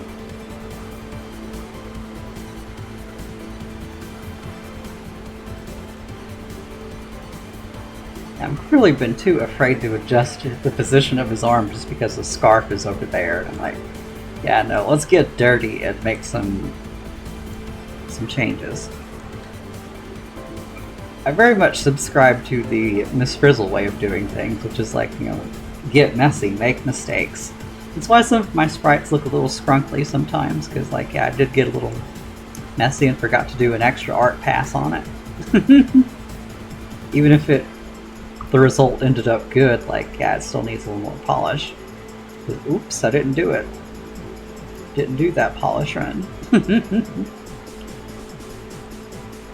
Like, kind of weary of, like, saying I go fast and break things, because it's like the tech industry's entire gimmick, and it kind of sucks, like, as we have seen with Windows. Like, rolling release OS that doesn't get properly tested internally anymore. No, that sucks, y'all. Just please go back to doing internal testing. That actually gave me some confidence that an update wouldn't bring my entire operating system down and ruin my whole workday. You know, just do not like that.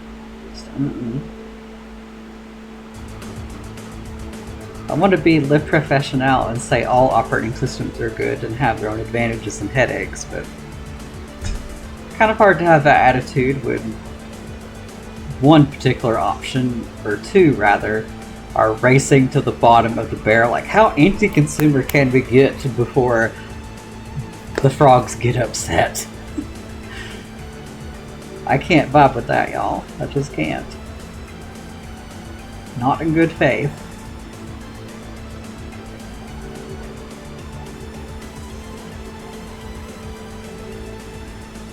One of the reasons I was so excited to see what the Linux community has been up to since I last installed a distro 7 years ago on my desktop computer that I still have over there.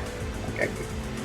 Recently hooked that thing back up to test Linux builds for something, and that's been pretty nice. Like, wow, like, Linux is a lot better. Like, Linux was already in a very good position, like in 2017 when I last set it up, but wow, it's somehow even better.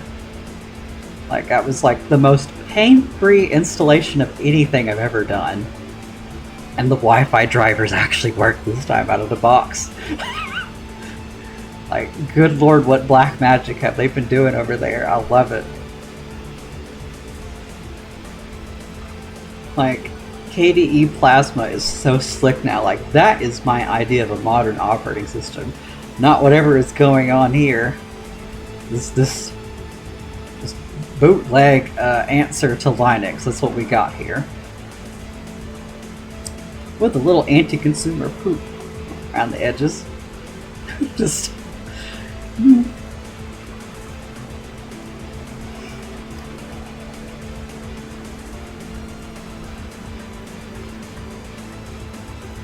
like, it was real refreshing to give that a try today.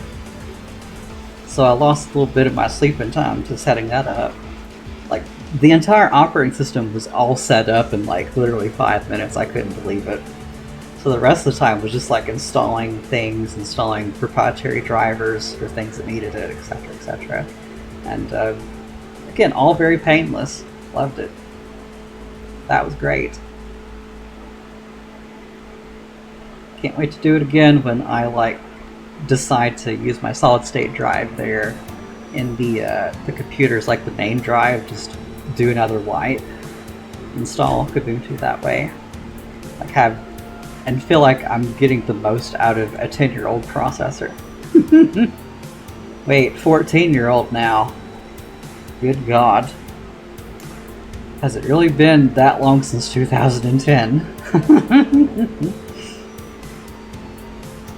That's when the CPU that is in my desktop launched. For real. Just, yeah, I couldn't believe how much better like multi-core processors are now when I upgraded to this laptop. I was like, yeah, I've been missing out on computers. This 8-core stuff was like really good. Like, I thought, I was fine with the previous computer because it's like, I have all this raw speed with this processor. Why do I need more cores?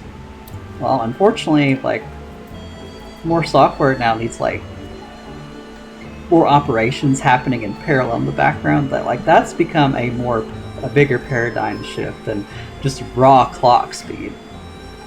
which is really hard to get right now. Like, computing has kind of hit a wall with that right now. There are some innovations that are probably about to change that pretty soon. I'm trying to remember the name of it, but they found a new way to arrange the logic gates, and that's probably going to change some things in future dies. I need to go read that up later so I can tell, like, be more helpful in that regard on stream. But yeah, that's yeah, like a lot of things computers do now, like, do depend on those extra cores. Like, it's one of the things that helped early AAA games help stand out better on the Xbox 360 and the like. Those extra cores really helped you. You can just have like one core dealing with like physics calculations for objects, while the other core deals with the objects and you know, computing more general purpose things. You know, it's very nice.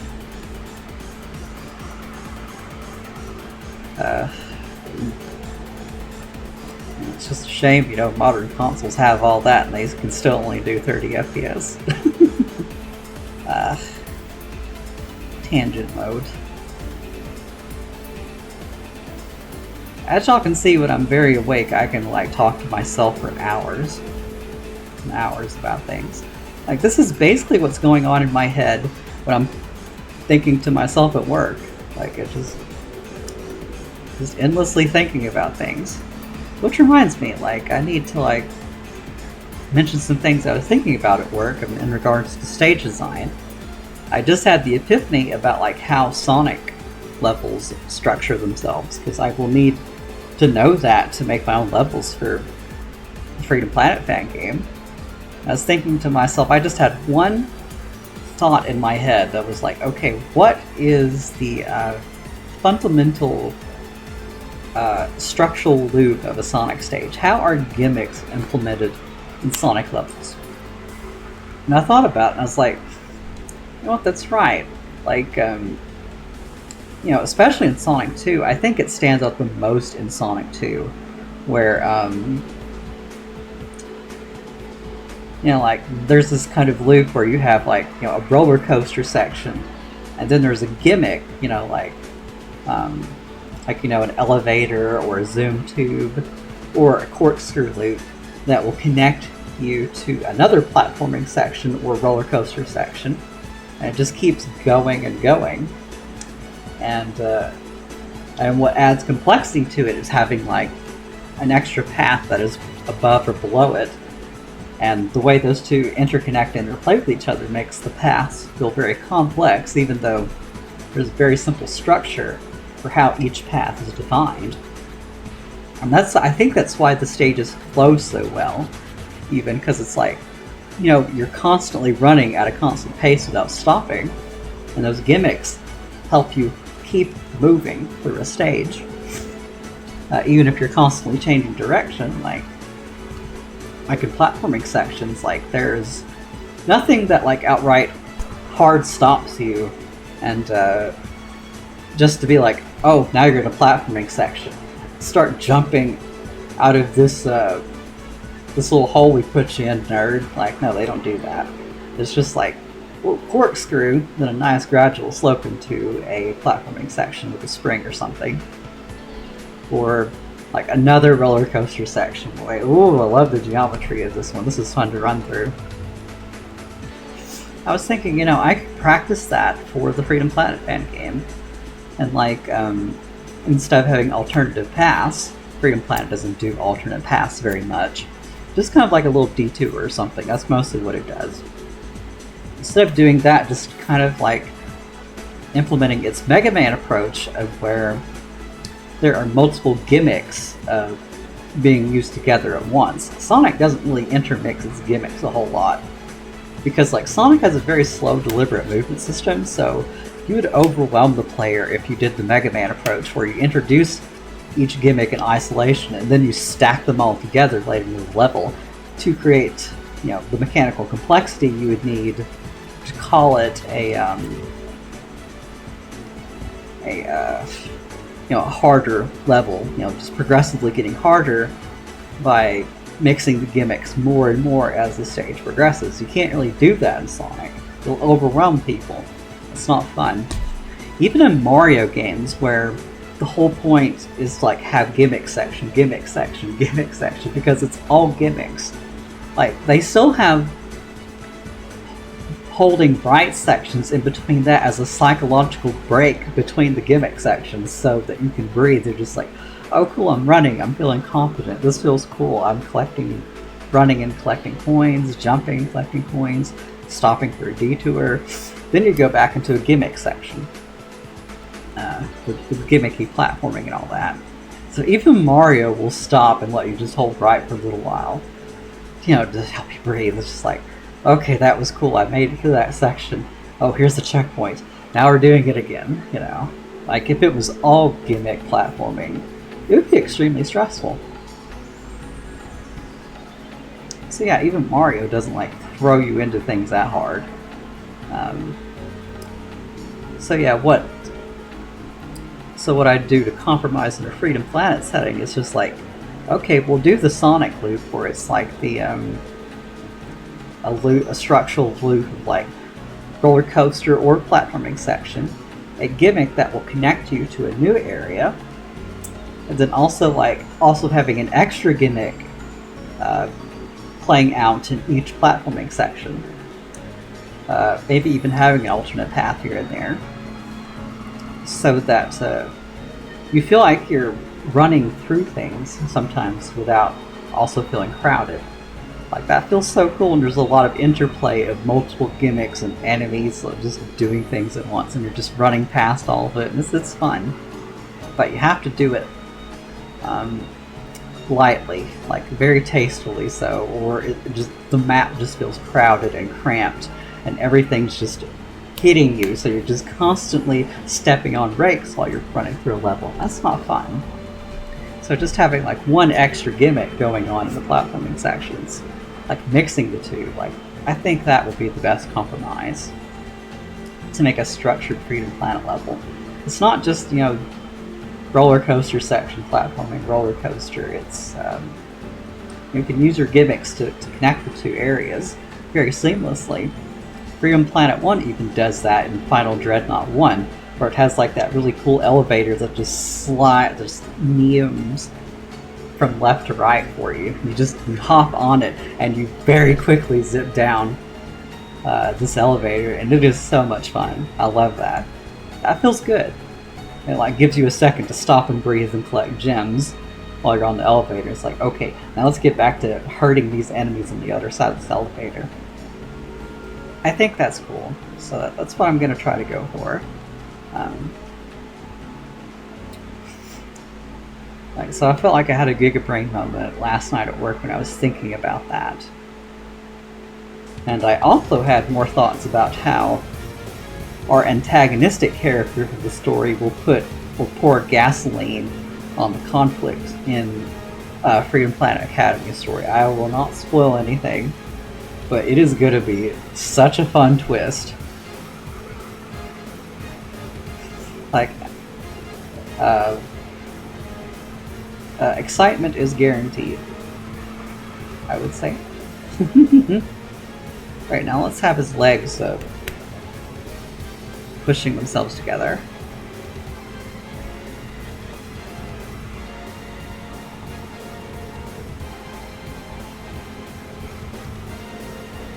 So yeah, we'll put these two together by...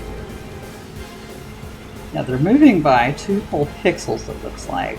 Yeah, that's what's happening. That's what we'll want to replicate. Also, I'm just going to move this around so I don't have Carol burned into my screen. I keep the screen brightness down on my laptop and all that. And it's very cool in this room right now, but if the room is sufficiently hot, pixel art is very good at burning itself into your screen. Because you have all these high contrast colors, these giant blocks of high contrast colors that are taking up multiple pixels. I almost had the HUD of Freedom Planet 1 burned into my monitor over there once, and that was kind of scary. I almost did. It scared the heck out of me. And you know how I fixed it? I had the pilot episode of SpongeBob, like playing over the effect of pixels, and that was like effectively washing it out.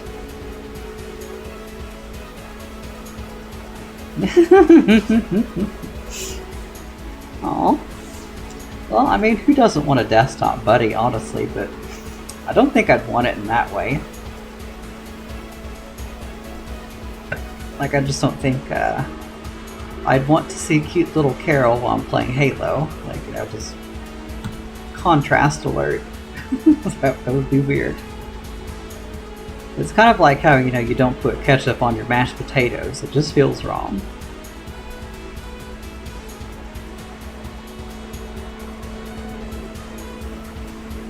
I feel like Carol herself would say that too, Creeper. She'd just be like, oh, I'm just hanging out. Like, she lives for a good pun, and it shows in Freedom Planet 2 the most, I think. Like, she makes Spade want to jump off the mountain. Just, oh, would you stop, please? You're torturing me. You won't, me, Wildcat. Your terrible puns.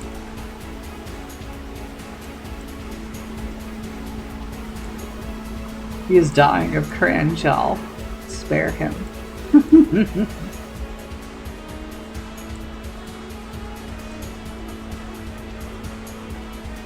The master of cringe dying of cringe would be quite something, though.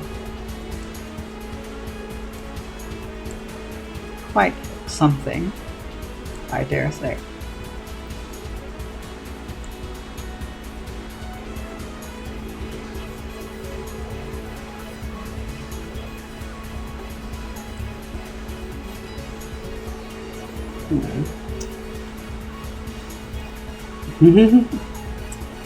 So yeah, let's get this show on the road here.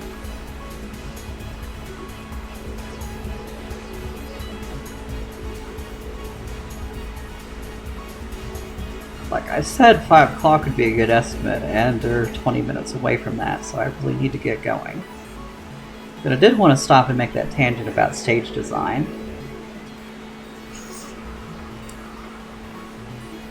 Like, I'm very excited to implement that exact practice into the stage I'm making right now.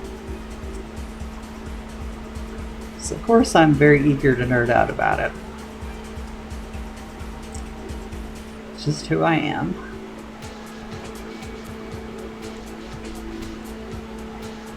Well, I wish I had big brain moments like that more often, honestly, but no, I'm just a human like the rest of y'all. Just a little goober trying to do things that are bigger than I am. Trying, failing, succeeding. Going through the motions of all of those. Just, it's a lot. This was a very hard craft. It's why I don't really get anything out of hardcore video games anymore, because it's like, you know, how could Dark Souls challenge me when I've tried to make my own video game?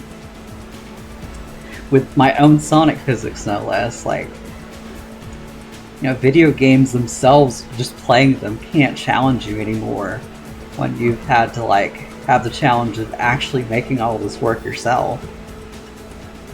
I feel like I hit a mountain peak with video games very early on in game development, like, where I'm just thinking to myself, wow, I can do this now.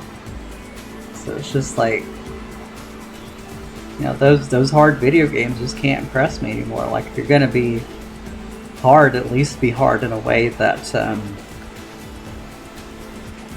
you know, doesn't waste my time. Like, and I love that for Metroid Dread. It's like a 5-hour video game.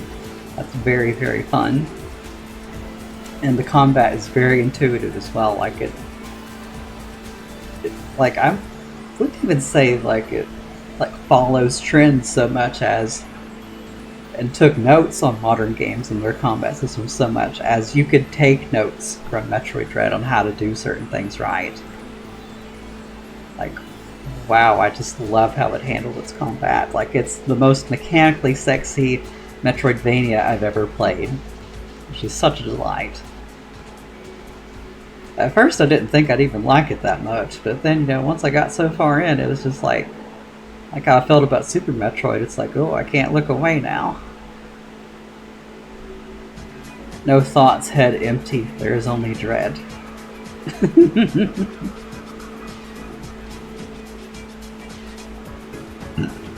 Also, how much is Carol's body animating while this is all going on? Not a whole lot. Just enough to notice.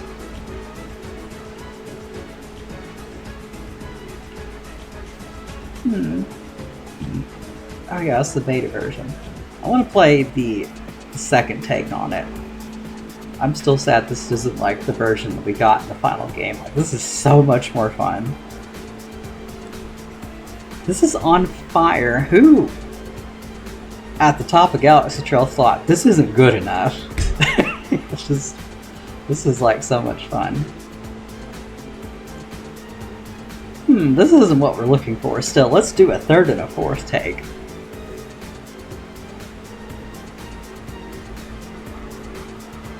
Like, dear God. This is so good. This is Freedom Planet music right here. This is the shit. To me. When I think of Freedom Planet music, this is what I think of. This is so much fun.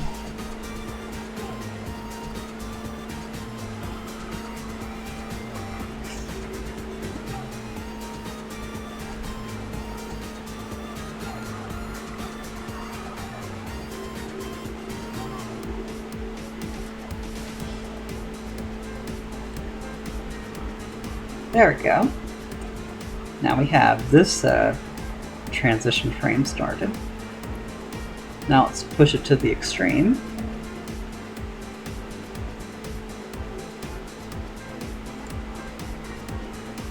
Remove this reference frame.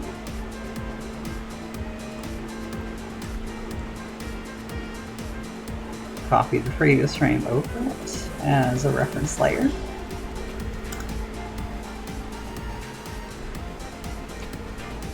There we go. Now what's going on in frame 3 for Carol?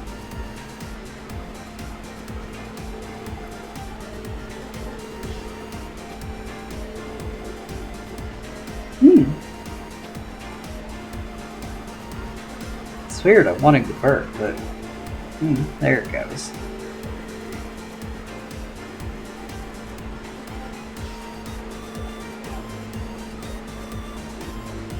How many pixels is that? Let's have a look here.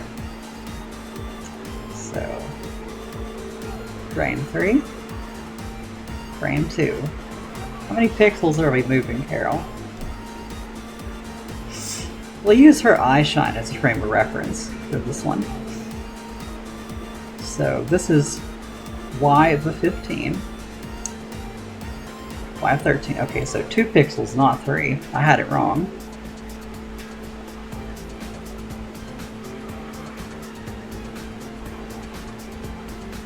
Yes, 2 pixels. 2 pixels up.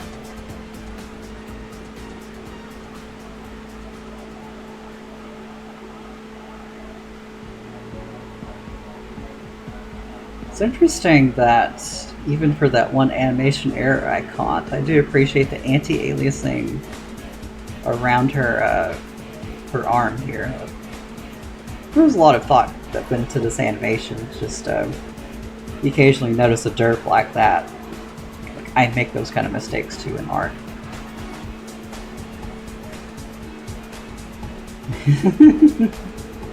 Well, I'm not so sure about Woofle. Like, they seem to like their chill rock music, or chill butt rock, and lo-fi vibes. Like, that's Woofle's thing. And they can do a really mean Mega Man song when they want to, like with Starbuster. Like, ooh, Lab 19, that's probably one of the best Mega Man-like songs I've ever heard. Like, if there's any game that has a strong start, it would definitely be Starbuster.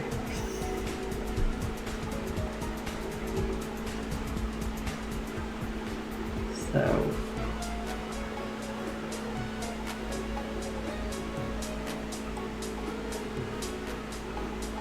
2 pixels up. And the legs are shifting just like maybe 1 pixel overall. So like the legs and the feet are just shifting by 1 pixel at this point. So let's go ahead and adjust those. But first we'll do the funny head crop. We got to deal with that first.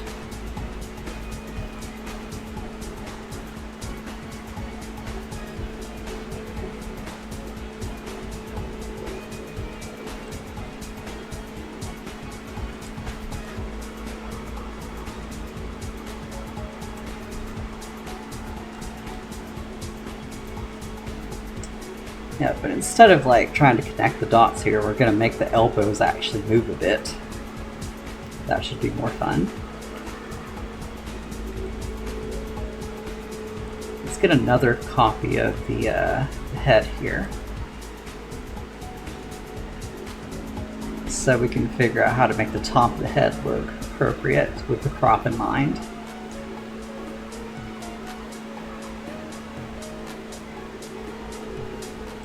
I think after this stream is done, I might stream a little bit on Discord before work, like because I didn't really want to do the falling animation for my next game's character. You know, since I'm in a spriting mood, well, I'm always in a spriting mood. There's just too much shit to do, y'all. It's just too much. So yeah, let's have a look over here.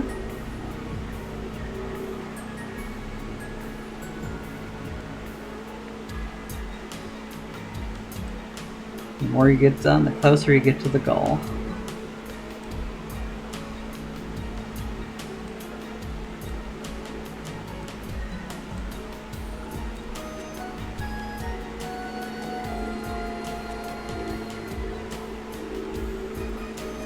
Oh, we did the shimmy like a long time ago.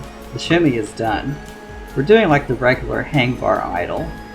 I needed to fix it because the original attempt at it wasn't good enough. Like, I did a much better job on shimmying and the hang bar flip, oddly enough, the more complicated ones to do. And I messed up the basic one. So now I gotta go back and do the basic one properly.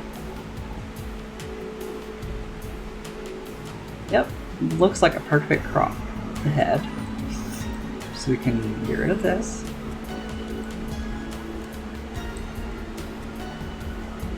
Oops, credit sequences. Oh, it's Nira's team.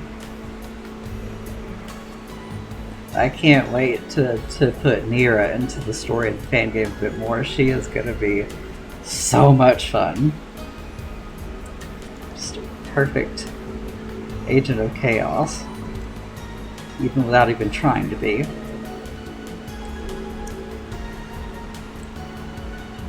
Talks real big about the law, but y'all know what she's really doing.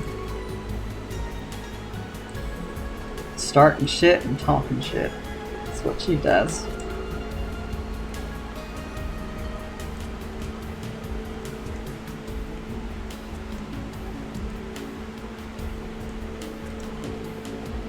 Ooh.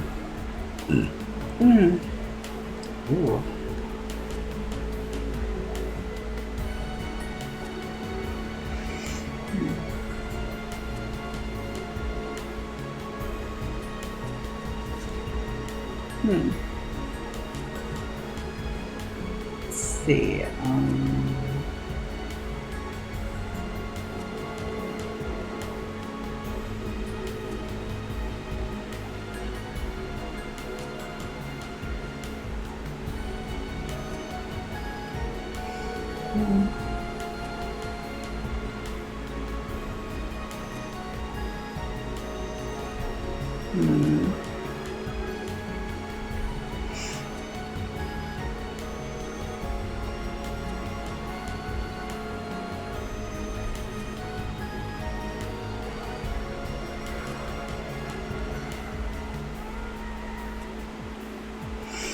Hmm.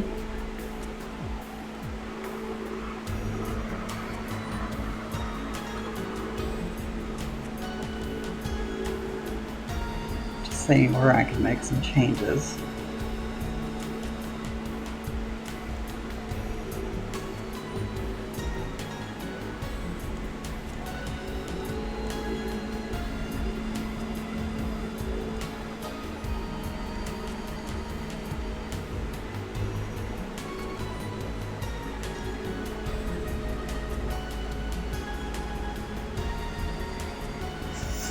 Hmm.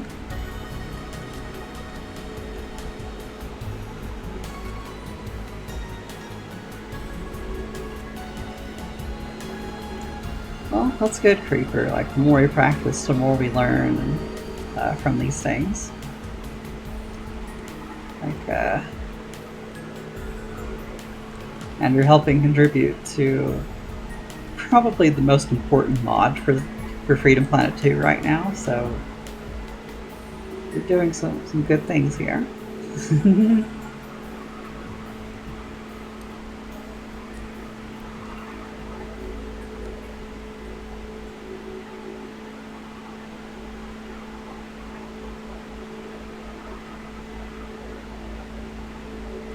And you've done a good job on some of the animations you've contributed to as well. Like,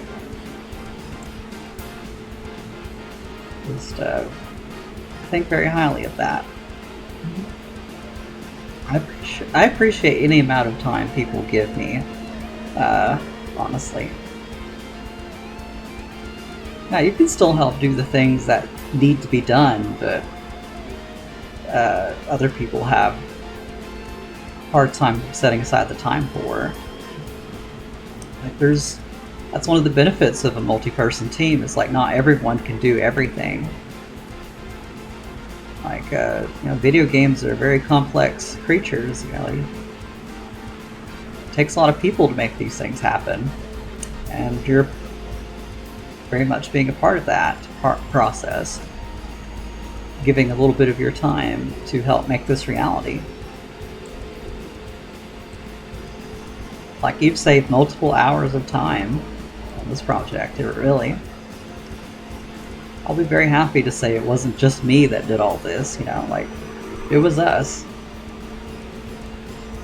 I didn't Tom Sawyer my way into getting people to help me basically do this for me, having to do a lot of grunt work here, and I appreciate any help I get along the way. It ain't easy. And we have multiple people who can't do animations from scratch who are still able to help with this. We ain't alone.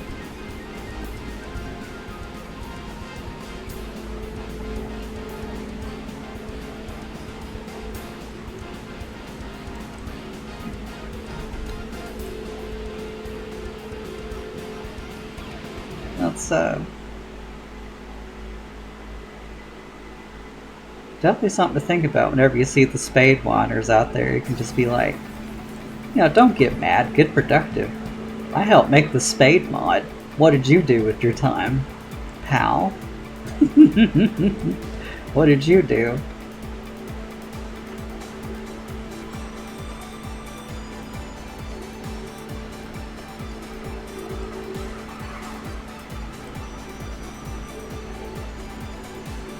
I bet all they could say is like, well, I wrote some very indulgent fanfiction where Spade gets tortured and likes it, and I guess.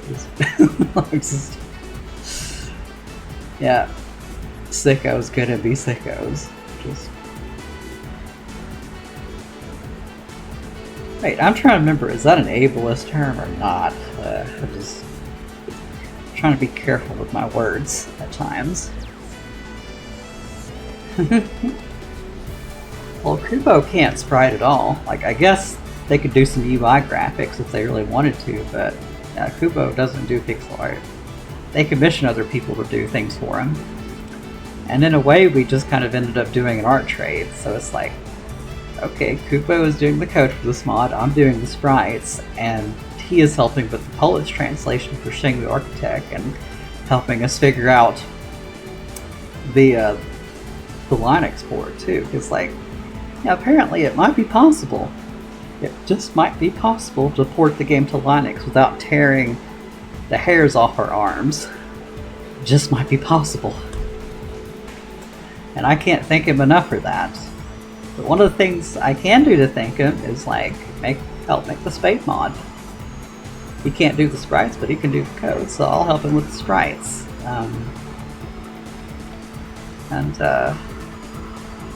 Yeah, and like work like this, like what we're doing here, like if I were to do all of it myself as a professional pixel artist, and if I was a good professional, like the entire Spade sprite sheet would probably set you back $10,000. So I'm saving him a lot of money here, because like not that many people can like afford commissions that expensive. Even suspiciously wealthy furries might be like, do I really want to spend that much money on this? Ooh, that's a lot of money. Like a good artist is worth a lot of money, y'all. Like they want a decent salary for their work, and that's totally fair. Like I'm no pushover either when it comes to what I pay people to work on my next game project. Like unfortunately, like I have to commission people slowly because of my rates that I pay people, but I feel better about it because I know like I just helped somebody, like I put groceries on their table that week, you know, like for real. Like that's pretty cool. That's a great feeling. Directly helping the people who absolutely deserve it the most in the art community. Instead of, you know, just consuming a corporate product and buying it like 5 times over just so the corporation will potentially give you a sequel and give those people more work, and then they don't do it anyway. You know, like this is a more direct way to help artists out there. And as somebody who can do art, you know, I understand what really goes into it, so yeah, I try to pay fairly. Of all things, like, you know, somebody could complain about when working on projects that big, you know, I think the last thing I'd want them to complain about is their pay, where it was just like, no, this project was hard. Really hard, but at least I got paid.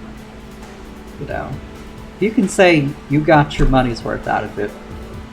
You know, like that's how you get repeat contributors for things. You know, people like I may have some more people wanting to help work on my next game too after this. Like I'm keeping people. That's a wonderful feeling. Like these people loved me when they were just contributing things for free, and they're really loving the occasional commission for the next game.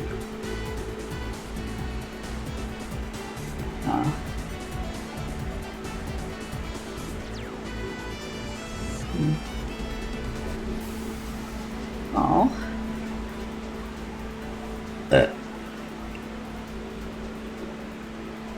Oh, what is that? Wanting to burp but not burping at the same time. Feeling that is so weird. Oh, that is so weird. I hope I don't need to take my anti-nausea pills. I hope I don't need to. It is not a good feeling. I'm guessing that drink probably had more sugar than I was expecting. Now, you kind of drink coffees expecting them not to be loaded up with sugar, but yeah, I guess that one is loaded up on it.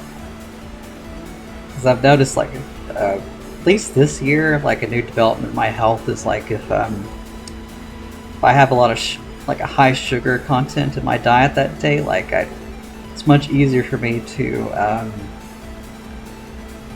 gag and other gross things I probably should have mentioned. It's like, yeah, I really need to work on that and get that blood test and see where I stand, you know. See where I stand with my personal health, I mean. I want to keep making games and I can't get there if my body don't want to cooperate, so I just gotta figure that out.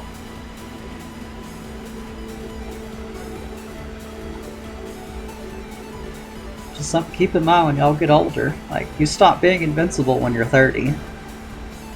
Take care of yourselves. Enjoy eating egregious amounts of junk food while you can. That's all I can say.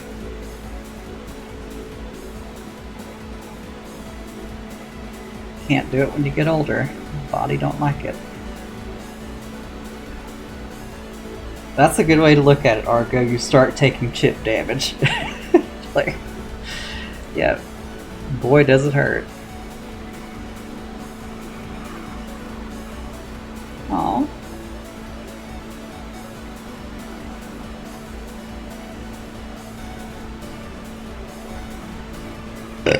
Oh. Oh. Well, you'd be amazed how long your 20s will last, Creeper. Like, it feels like an entire, like, half of a lifetime flashes before your eyes when you turn 30 and you're like, wow, that whole decade. Like, you just think about everything that happened in the time span of those 10 years and it's like, wow. Just, whoa. Whoa. It's crazy. Like, you know, time is kind of a blur when you're younger and have like all the time in the world to do things, and then as you get older you're forced to do more with your time throughout the day because of work, college, school, etc., etc., on top of your hobbies and the things you want to do, like traveling, hanging out with friends, your hobbies. And it's just like, wow, like all that happened that while.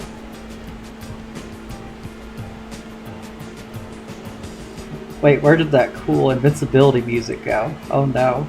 Yeah, but you know, it's kind of funny you make that joke, Arco, because like, I remember when I first played F2, I was like, wait, where's the invincibility crystals? Where did they go? Nope, turns out it's a charm now. They want people to engage with the combat system that hard. What, you want invincibility crystals, you gotta use a charm now. Gonna have a worse rank if you want that. Oh no. Oh no.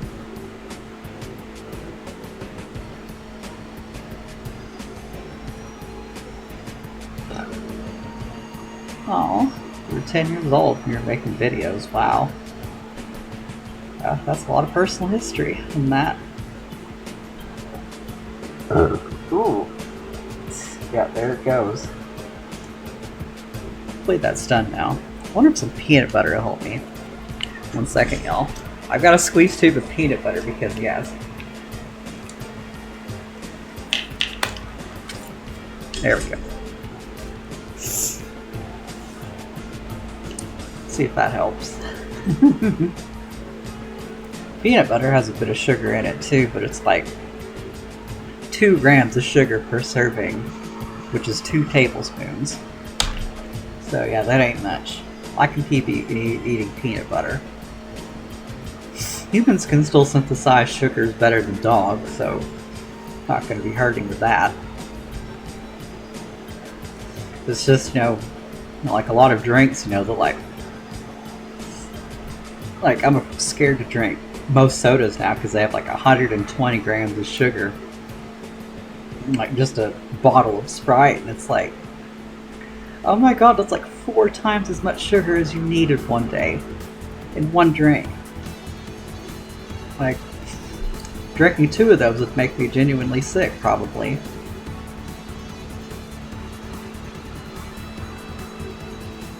Yeah, the legs don't move much in this animation, so. We'll do the feet 1 pixel. Push them closer together by 1 pixel.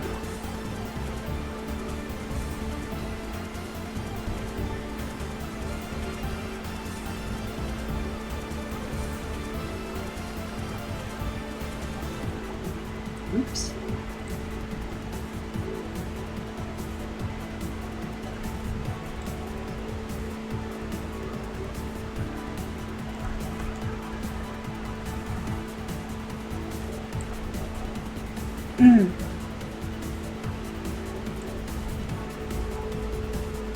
It's a good thing I'm not like doing anything physical right now. I'd probably be really queasy. Keep that in mind, because yeah, I did like have some orange juice while I was working. That does have like 30 grams of sugar. It's already like your daily sugar intake in one drink.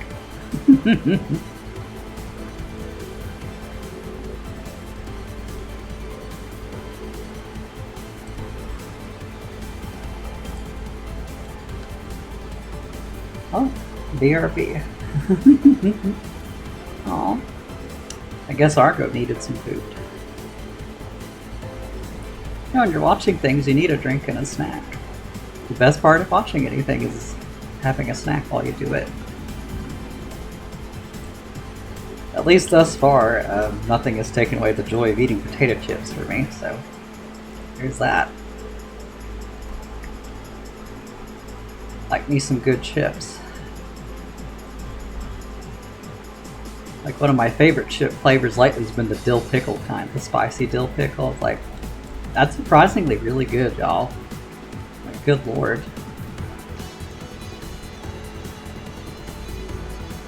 Like, I thought it would be nasty, but I tried it. Was like, yeah, I'll try a weird new flavor, see what happens. And like, loved it so much I ate most of the bag and my tongue was burning so bad. Just, Oh yeah, that's right. You're still working on the alternative identity for your OC in the fan team. I would like to have him featured more prominently in the Spade story for the fan game. He can't really appear that much besides like a joke about turnip stalks for the girls' campaign, but we could still have him do a few things. And there's like no actual canon of like the Red Scarves to go on. Like, now I was on the inside, y'all. Like, I know, like nothing is really canon or solid. Like, and generally, like, you don't really consider anything truly canon until like it's in a shipped video game. Anyway, so because there isn't a shipped video game with canon regarding the Red Scarves, it's free real estate. We can do whatever we want here. Who cares about adhering to canon in regards to the Red Scarves? They didn't give us any new information about them in Freedom Planet 2. We just get Rootbeer joking about shit and probably saying some truths about the canon. Maybe. He's just too busy shitposting to offer us any clarity. Aww.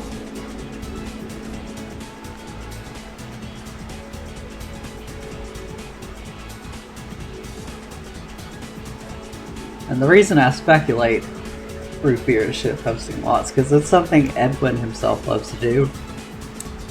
Like, there was a lot of times where, you know, for the brief time I was inside the team for QA work for Freedom Planet 2, like, Dusky would be like, Edwin, how dare you just, you know, literally giving out spoilers in the form of a joke, and nobody is none the wiser to it. Nobody. We just talking mad, unhinged things that you think is just a joke, but turns out it ended up being canon. Like, he's very Giga Brain way to dump some spoilers on people, I'll say. Very Giga Brain.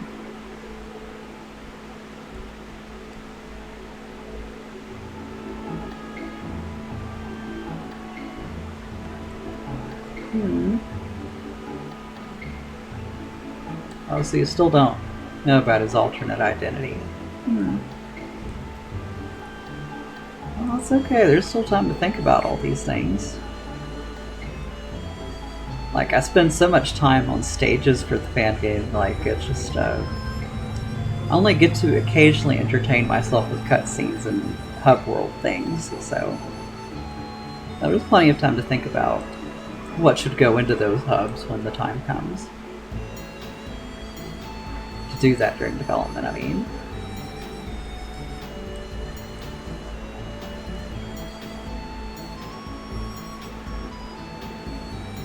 like this one.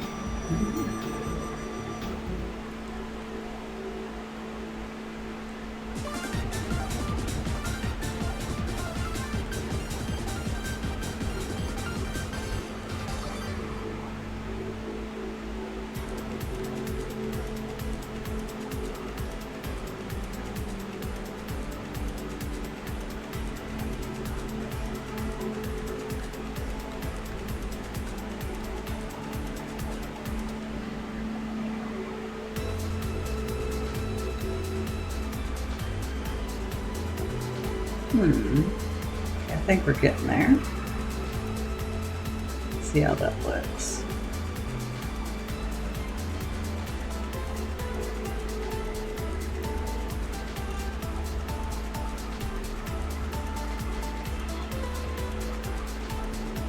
Well, you've got time to search your soul and figure out what you want to do in regards to the informant and whatnot. There is time.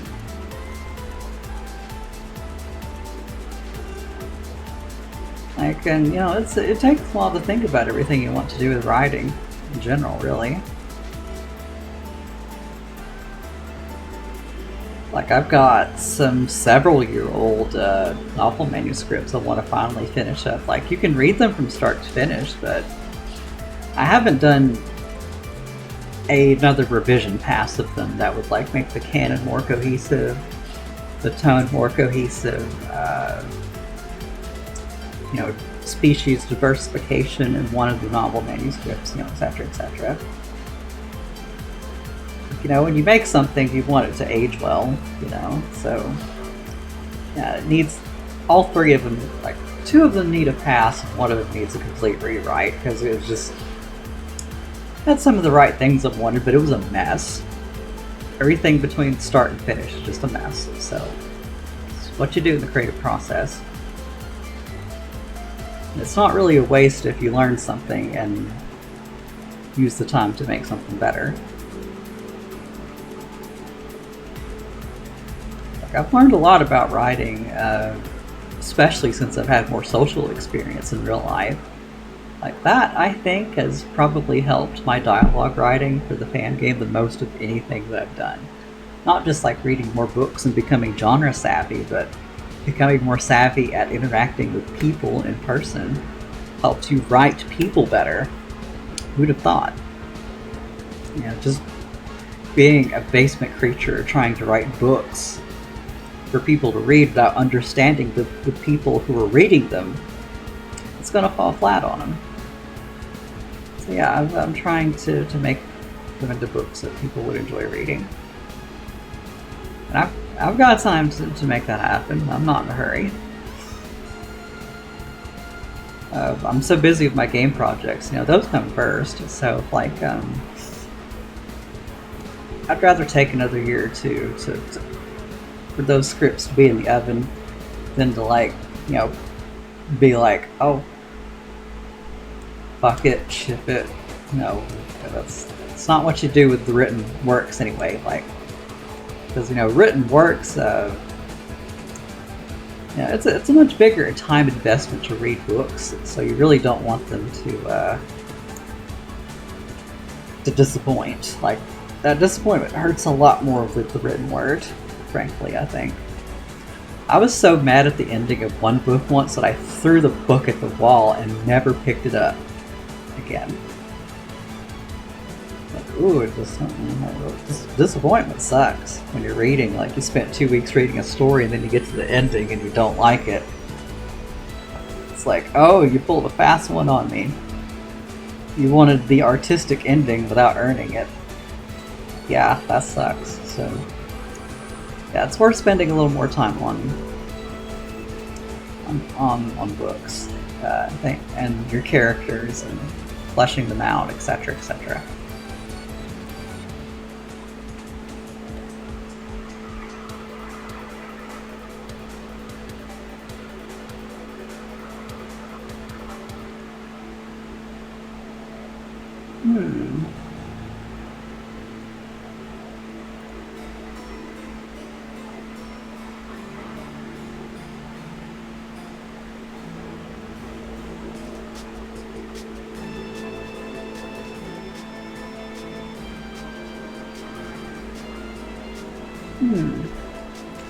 Looks like we can recycle a couple more frames with this one too. Not much though.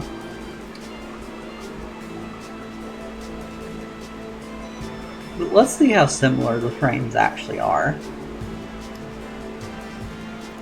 Just moving this across the screen so Carol doesn't get burned onto it. Washy washy. Now. So let's see.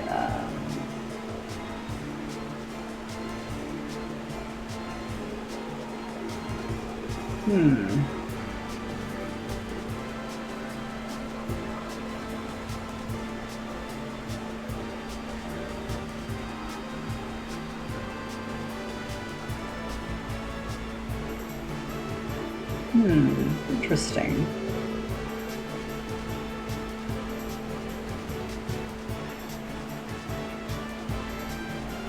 Like, yeah, she'll dramatically go up, then down. There isn't an existing analog for this one.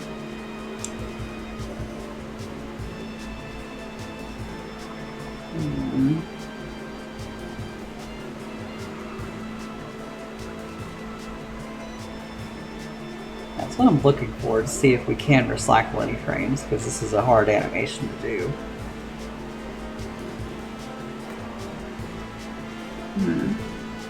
So sorry y'all, I just left my hair. Go.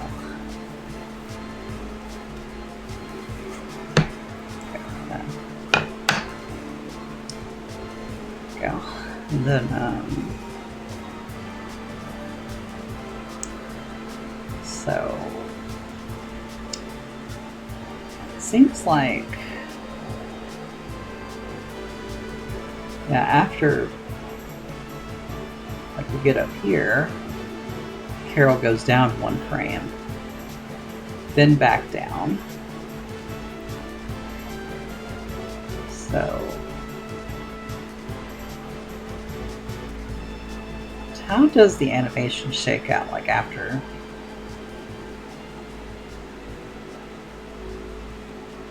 Yeah, so what we want here is for like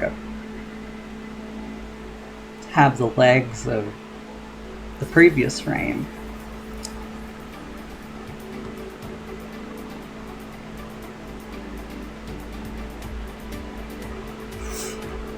But having this frame go down one.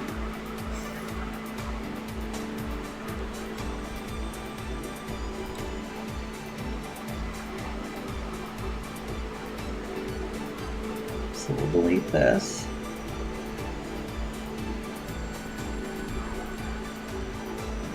Make this our new reference frame.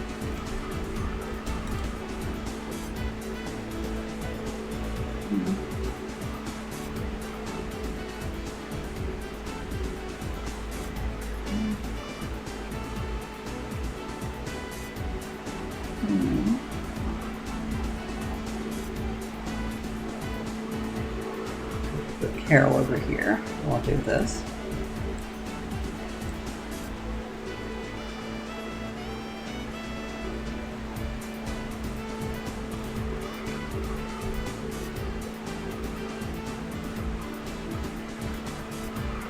Push the head down 1 pixel.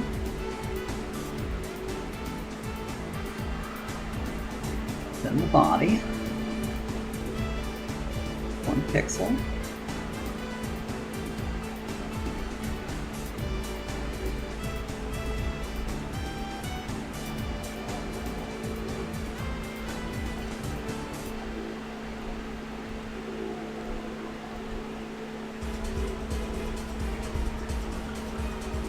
I don't know why I do that sometimes, it's so weird. So, we need to restore a pixel from his head.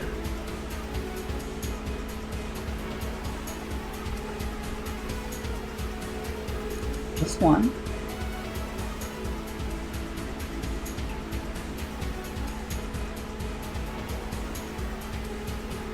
Make it we're still consistently cropping.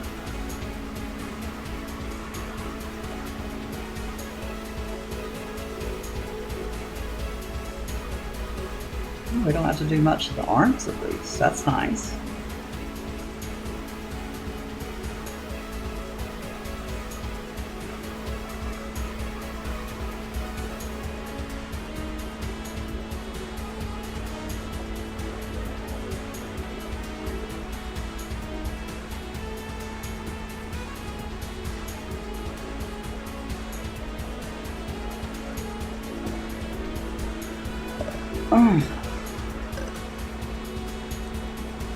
So good. Okay, I'm gonna get a Zofran pill. Be right back, y'all. Just a second. Oh my god.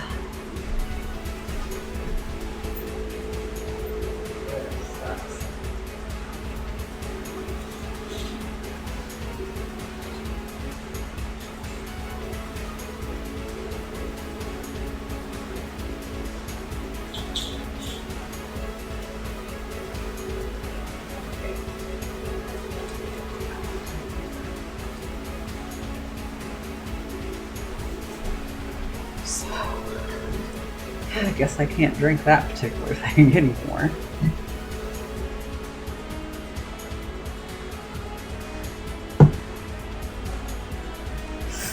There's my old person pill for the day. That'll do. Alright. Hopefully I'll start feeling better soon. Not burping so much on stream. What's that? Gets down to my gut. So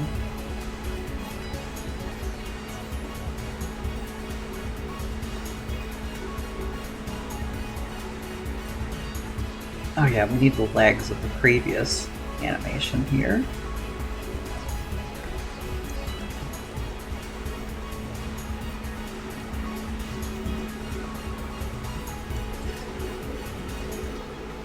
Just one frame where he's going down.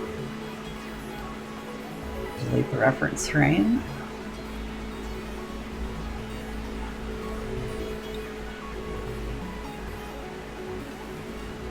Copy this over here.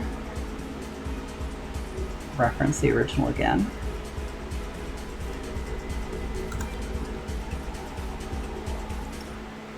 All right. Oh yeah, that's right.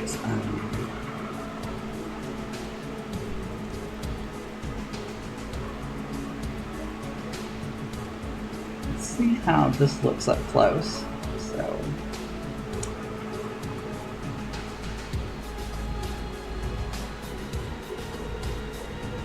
Ooh, interesting. These are exactly the same frame. Ooh. Okay, so we have an anticipation frame that helps the original loop nicely. So yeah, we get to do copy pasta time.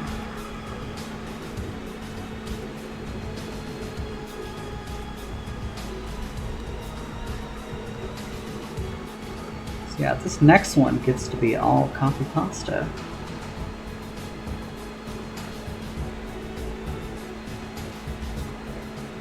And then the last frame is kind of like an anticipation frame to spring back into the loop again. That way it like loops nicely. Because as you can see, like Carol is going down one frame from her original position and her feet are spreading out. And that's really easy to do, thankfully.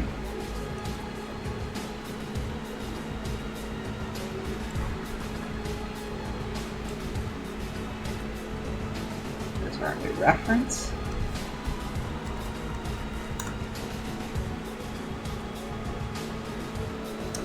So let's push Spade down, one more pixel again. With our little weird formula here.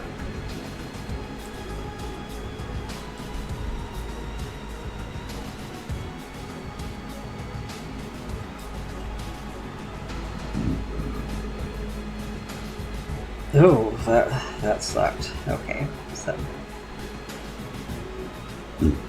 It would be awful if I had a VTuber avatar, they wouldn't know how to burp. The face would just spaz out and burst into flames.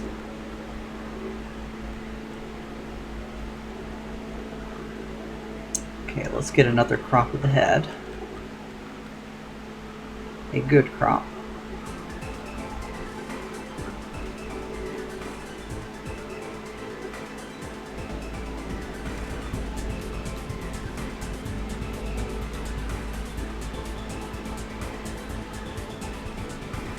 So we're going to push Spade's ears down again.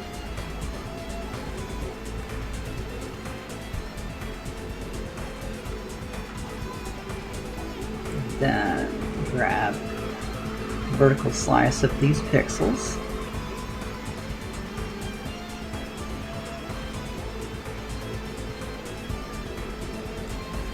Ooh, I forgot about that. Inconsistency.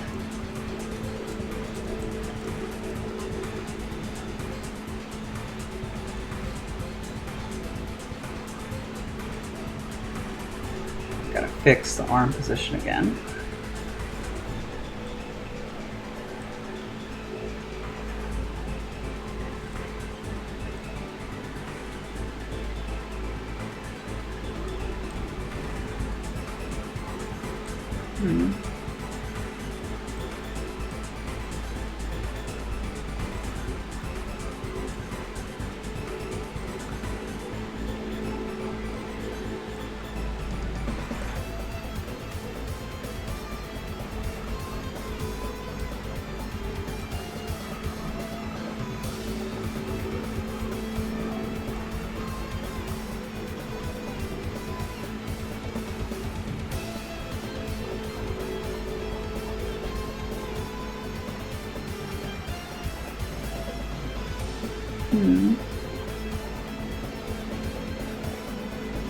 Okay, am I doing this right? No, I'm not. This is why I'm constantly flipping between a preference frame and an original. What I'm doing, I mean.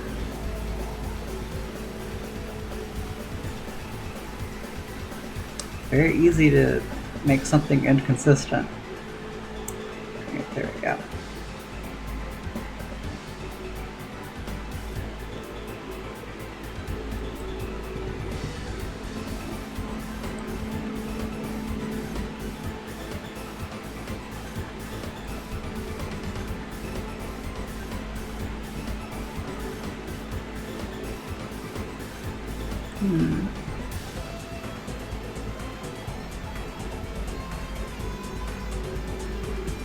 Is that good?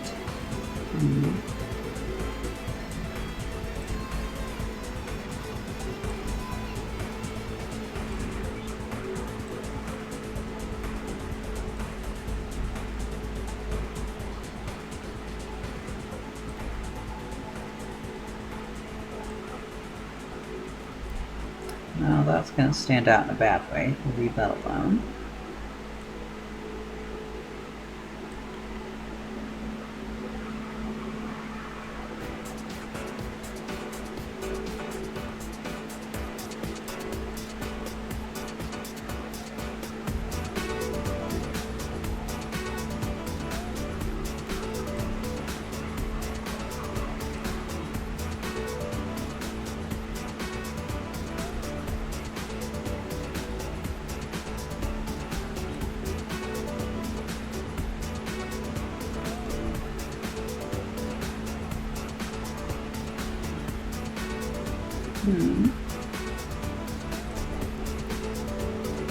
So we have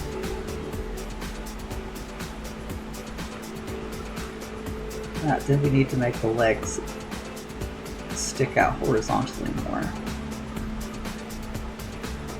while not changing the position of the boots for his feet. That's a very express animation choice that like differs from what makes sense anatomically to make the effect correct, I would say.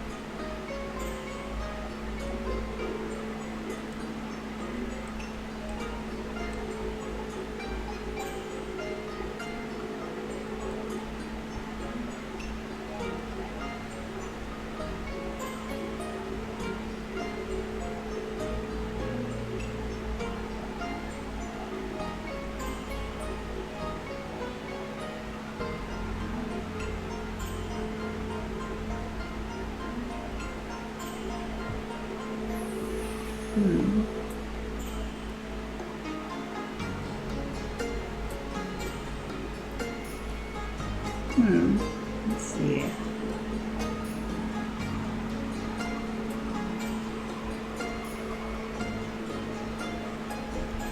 Ooh. Why must you be so hard? Oops, there we go.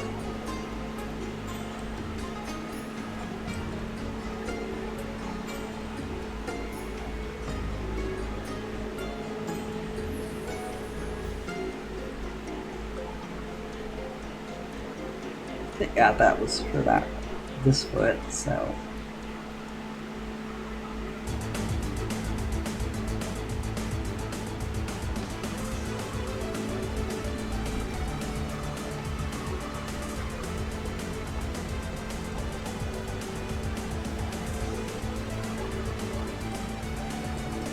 Now, the reason this took an hour and a half is because, like, Freedom Planet 2 spriting is just that complicated. Oops. This just gives me more reasons not to go this hard with sprites for my next project. Like, I was already determined to go a more budget route anyway. It's like, yeah, I don't have $1 million to kick around, but working on this mod's making me think, yeah, I'm glad I didn't go this big for those sprites. Really glad now. This is a lot of work.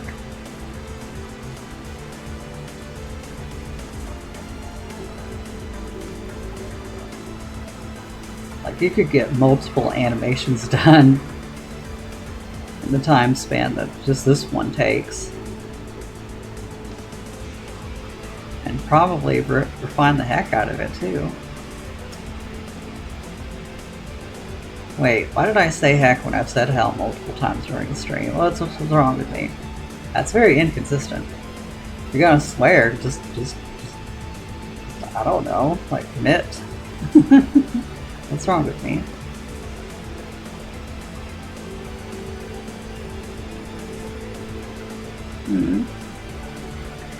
Then let's move this head.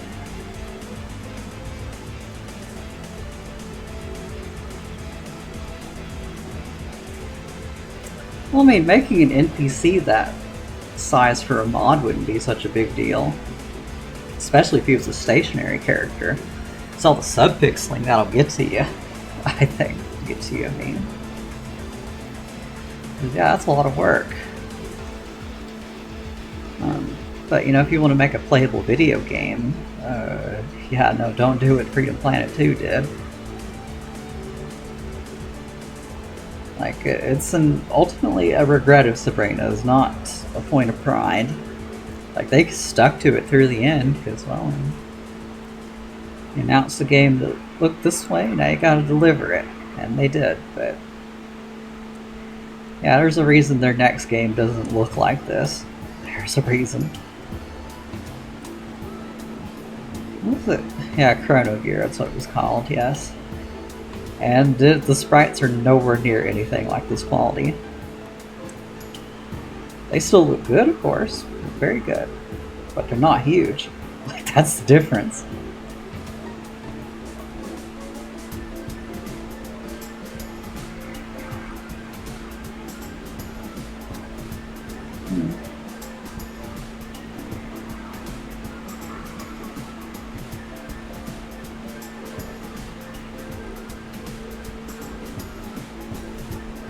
Well, I mean, we know where the Dreadnought crashed in Freedom Planet 1. Like, it shows it in Mila's adventure mode specifically, and not anybody else's. Like, Brevin crash lands in the snowfields. And it's a huge ship. It just probably makes a crater that's 10 miles wide when it lands. It's like megatons of mass just smashing clean into the Arctic, you know, and probably cause a small earthquake when it landed too. It would be very hard to miss where the Dreadnought went. Very, very hard. Oh, and hello, Arco. Good to see you.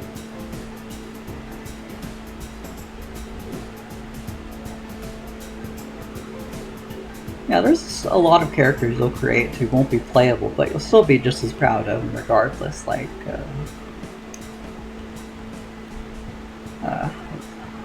and that's a natural thing. I've got some NPCs in this fan game I'm working on that I'm proud of. Like, oh, these are my little babies. Not playable. It would make sense for them to be playable, but they exist. And I'm happy with that. Okay, now we're at a point where we can test this animation, y'all. Let's see what happens. And,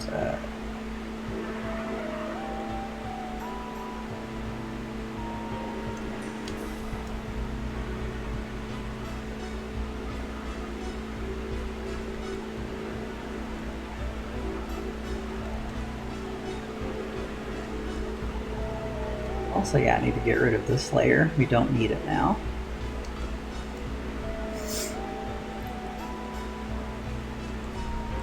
Copy, paste.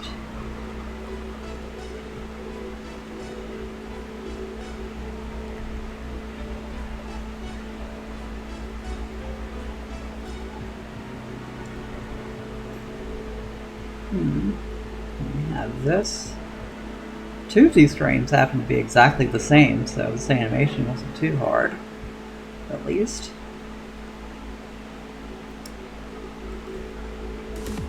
Alright, now let's see what happens. Okay, arm movement could use a little work, but the legs are mostly fine. I think the most I'll need to do with the shoes is like maybe have them turn a little bit. But I mean, this looks way better than what we had. So yeah, I'll probably consider it for another art pass, but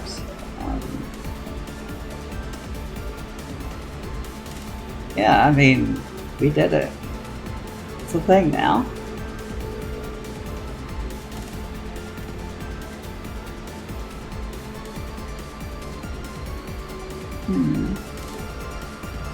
Now it looks more authentic to Freedom Planet.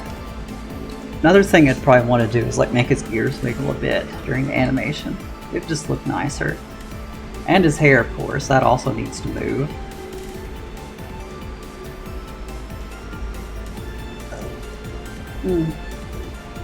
Well, thank you. Yeah, this is a step in the right direction at least. I'm still gonna like consider making another polish pass for this animation, but we can actually work with this one now. So yeah, progress. We have something we can work with now.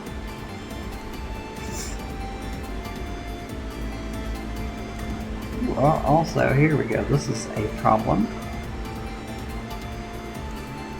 This needs to be consistent at least. That was frame 3.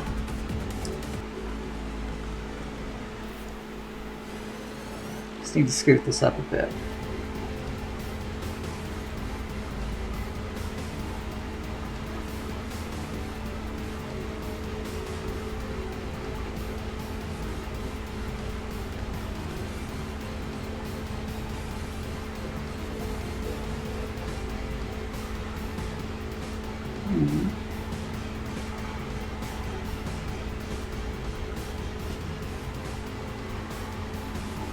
It seems we have an inconsistency here too. It's no good.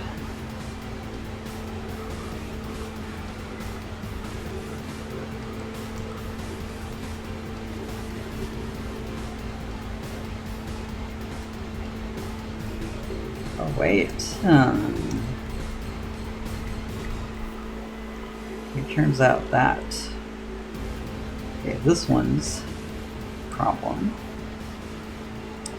Okay, so 4 needed a fix, not 3. There we go. Now at least everything will be consistent.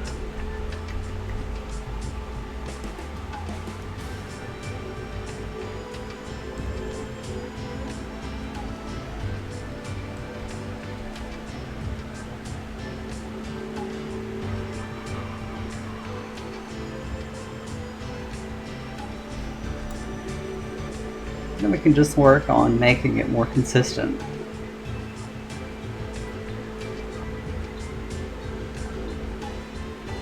But I don't think people have too many complaints about it, regardless. We just need to make his hair move, his ears wiggle, you know, the little things. That will improve it. Now that's a Freedom Planet animation, not whatever the heck I had before. The hell I had before, rather. I will be the weird one and correct my non-swears with swears. I'm gonna be 35 this year. Let's not pretend I don't.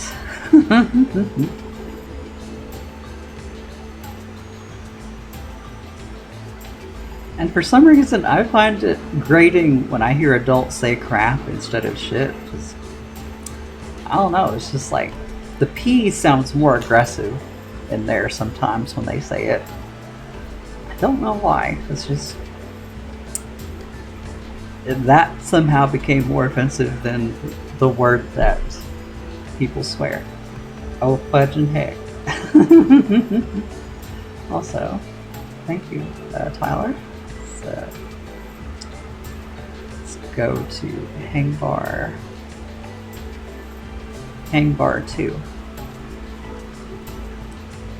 as animation. Place.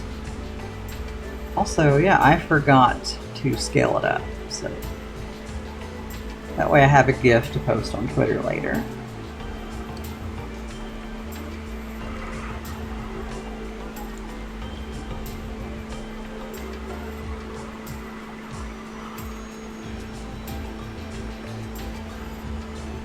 Let's go to the mod folder again.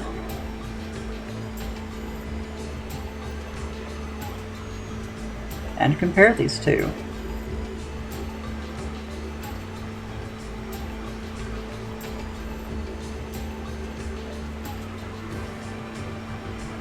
Come on, Windows. Why you gotta make this weird?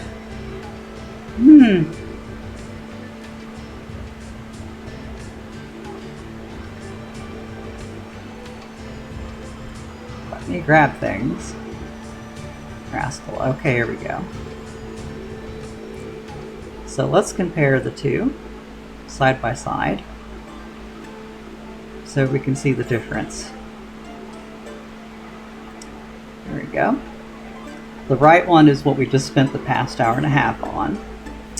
The left is the original that I streamed. One clearly looks better than the other, doesn't it? Like the movement is more deliberate, etc., etc.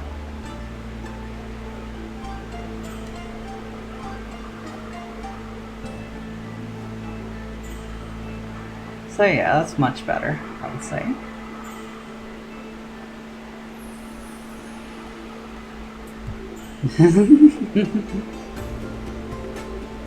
Oh darn. There we go. That looks good. Thank you, Carol, for being a good reference. And thank you, Pixie, for making it, because I'm pretty sure Pixie probably did that one. Like that. I think they just mostly commissioned Raphael do the harder ones. That would have taken them forever to do by hand. Raphael used work it way forward, so like he's a really good animator, naturally. I don't imagine he enjoyed working with the resolution that FP2 has, though. Don't imagine he did. It's probably a fun or unfun challenge one. Okay, before I do any passes for the regular hang bar, let's fix the cuff issue in this one. Then maybe the hands. Like, we can't say this animation is done until we've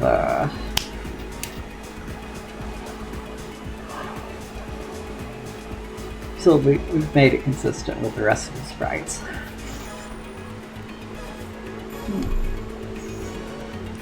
Oh yeah, that's right. We can do multiple emotes, multiple pages of emotes for NPCs. Yeah, like we have a limit of 9 emotions, and the 10th slot is reserved for dancing for the NPCs who do have dancing animations. So yeah, like I think 9 emotes is more than enough for most things. Most people don't even have time to make 5 emotes for their NPCs, let alone 9. It's crazy. Crazy talk.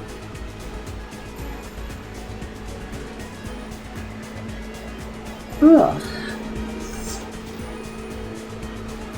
And yeah, this frame is basically the same, so we'll just copy these here.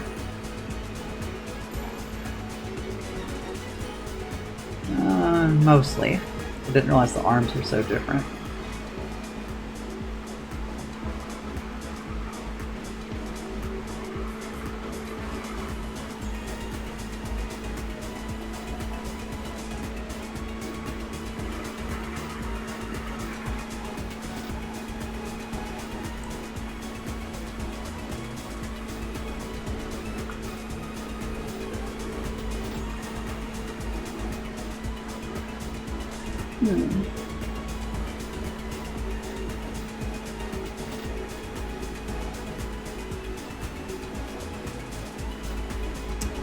Oh, ooh, the shading would be compromised a lot if I didn't do that as well.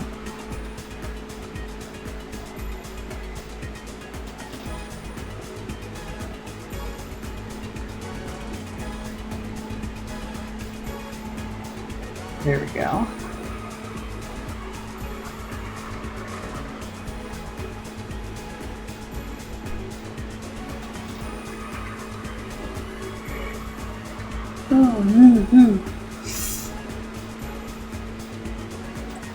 Yeah, that'd be like 8 emotions. That'd be pretty good for him.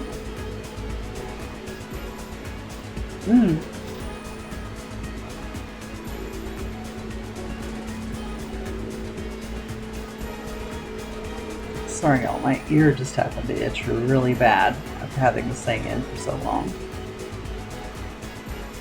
Okay, so I don't really wear headphones while streaming because, like, I don't like headphones anymore. It messes with my hair too much, and so I just like being able to stream as if I have nothing on. You know, I just like being able to show myself as I am.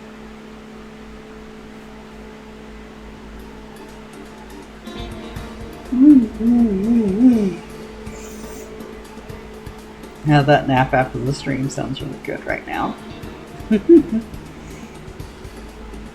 Getting old.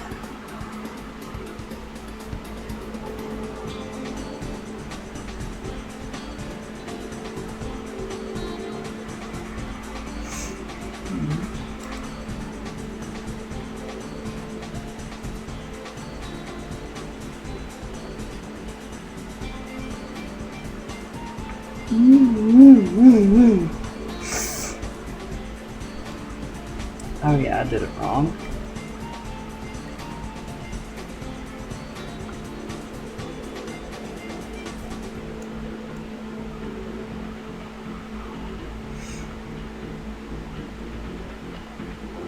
Copy as a reference.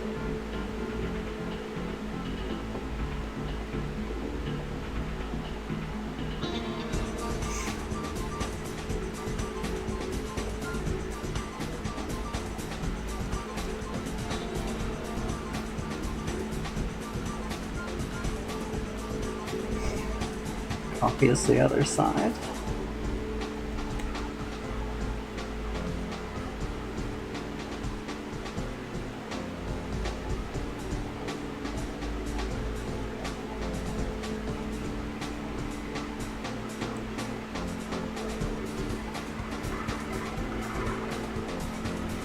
Hmm.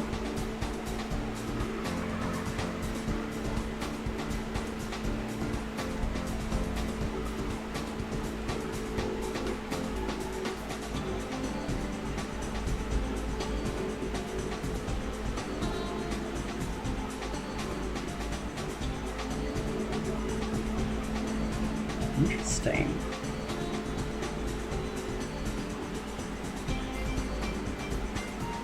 Technically did it wrong, but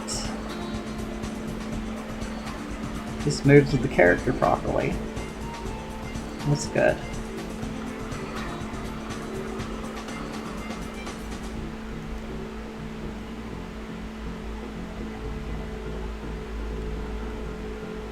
Mm-hmm.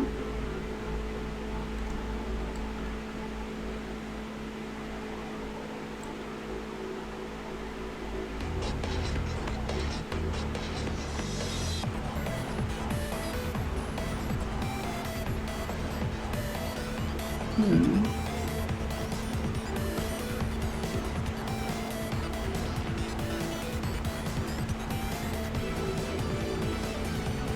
Hmm.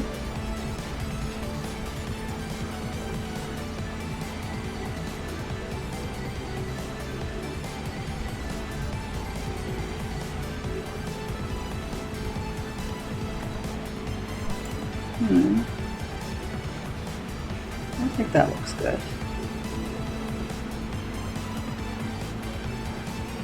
Just copy it over to the other side.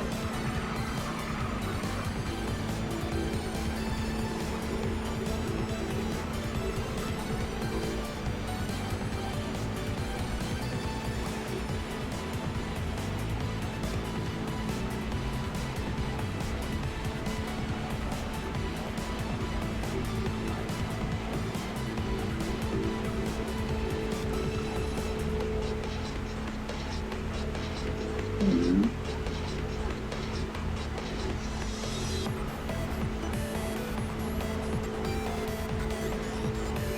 I think that'd be good. Yes.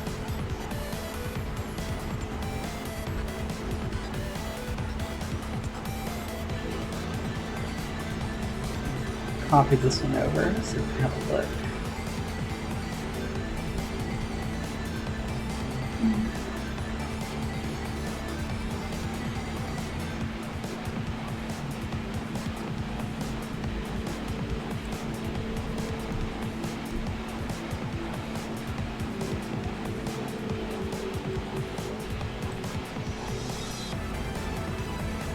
Of course, the selection box was keeping me from editing things.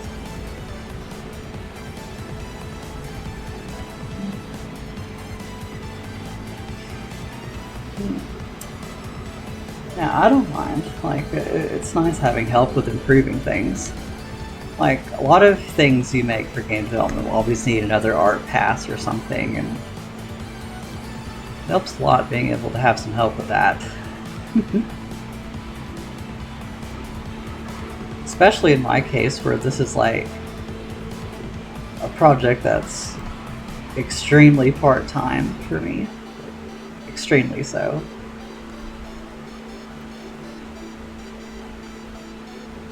Like, I only put 5 to 7 hours of it into each week, and which is still getting the things done.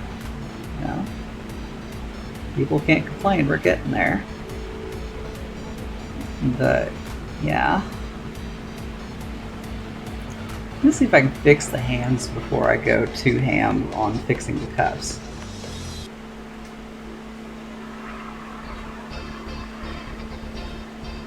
Ugh.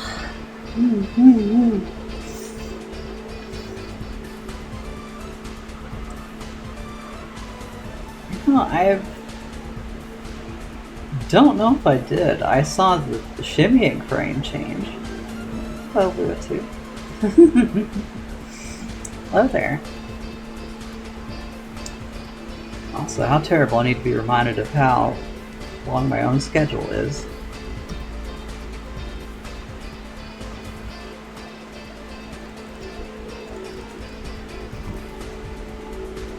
There we go.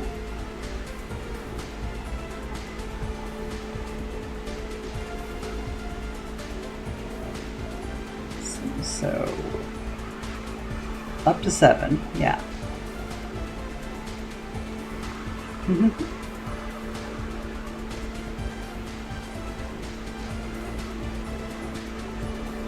we go. So,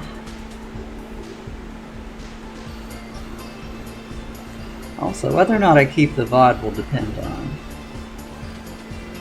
Okay, nothing personal was inside that link. I'm recording, so we're good. I was worried about that.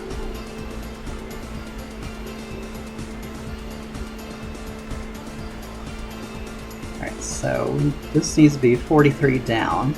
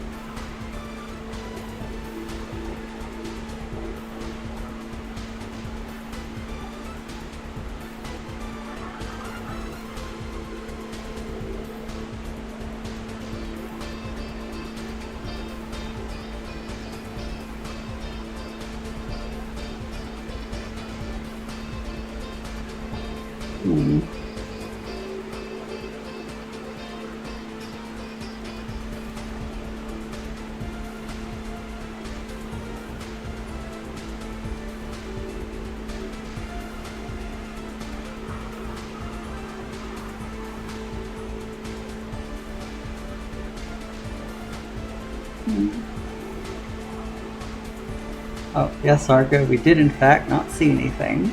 I'm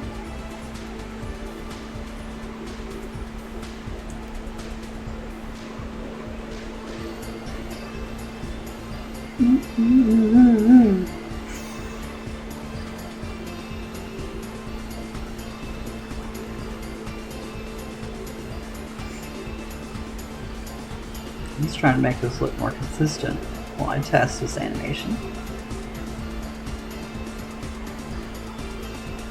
I need to make the hands like not stick out so extremely.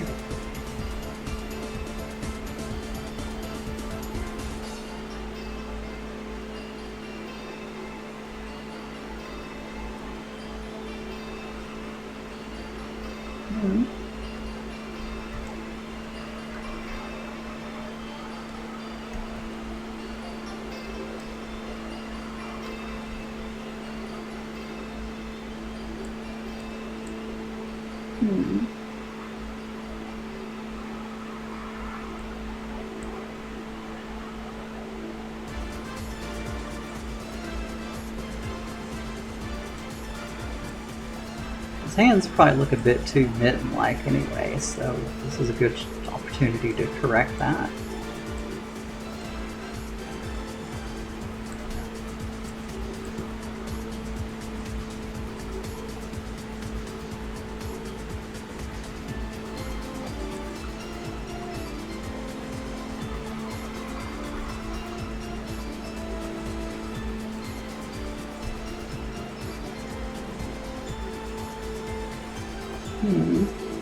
Wow, we really have to put it on the inside.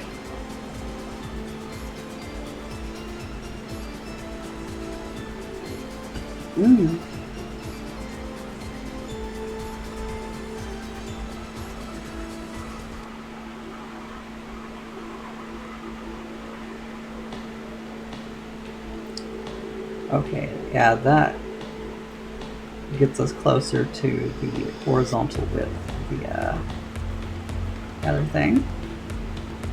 Previous frame, I mean. That's what you want to see.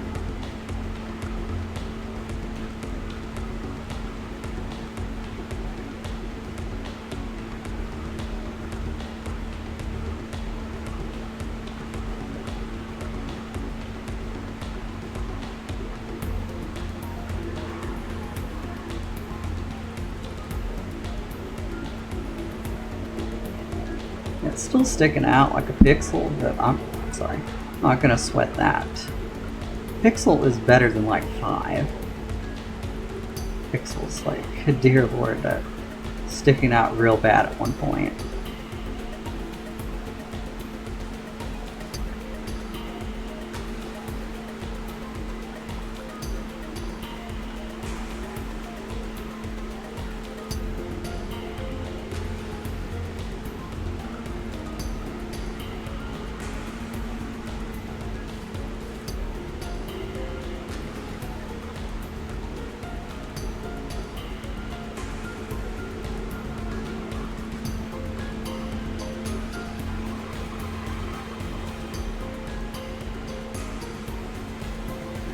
I think in this case I could leave it darkened a bit.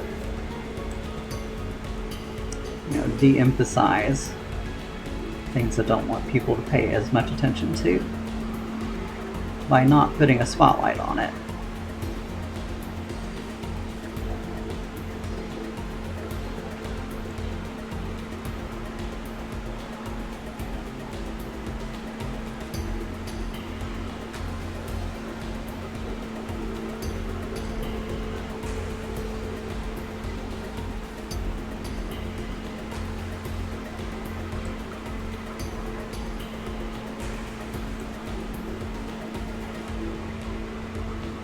That's a lot better already.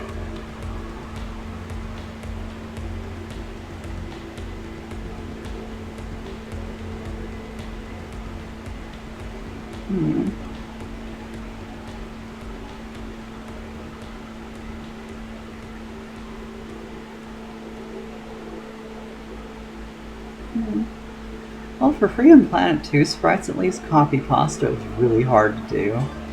Because, you know, these things are so big and everything requires so many unique details, it's really hard to get away with it.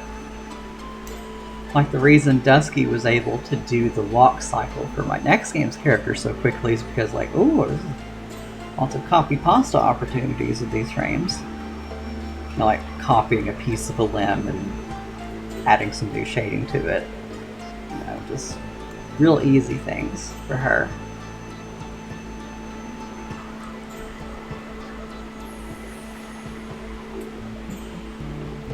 And yeah, I paid Dusky like $150 or something to do the walk cycle for my next game's character, so nobody tell me I'm cheap. Ain't gonna hear it. And then I spent more money having Leaf increase the frame count. Because, like, you know, it's a walk cycle. People have to stare at this a lot. Let's make it stand out. In a good way, hopefully.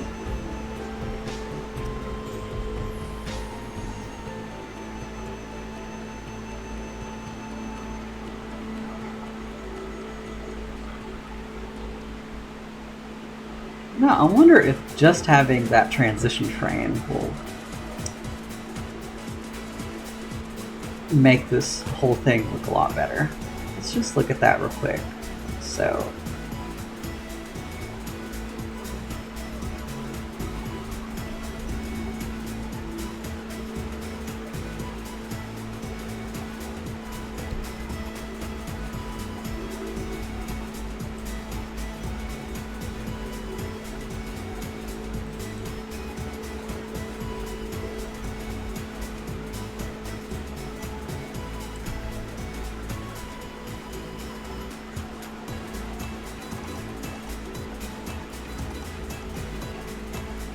see how it animates.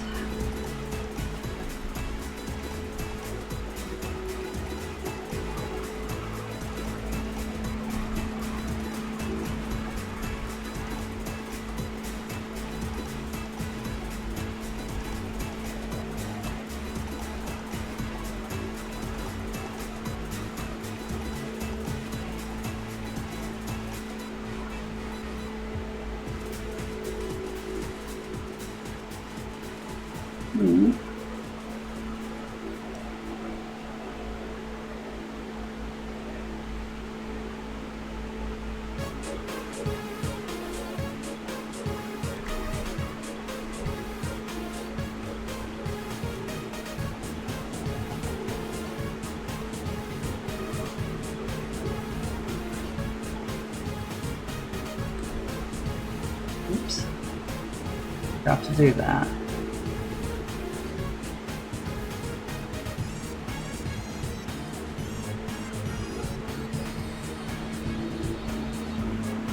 Seems fine. Frame by frame. Let's see how it looks in motion though.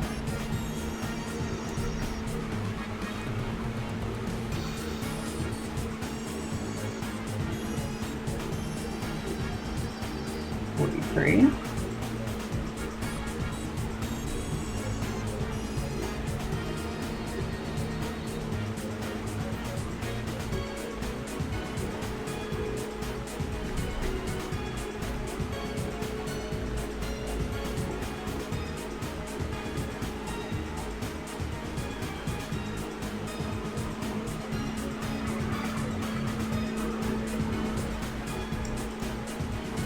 one more frame.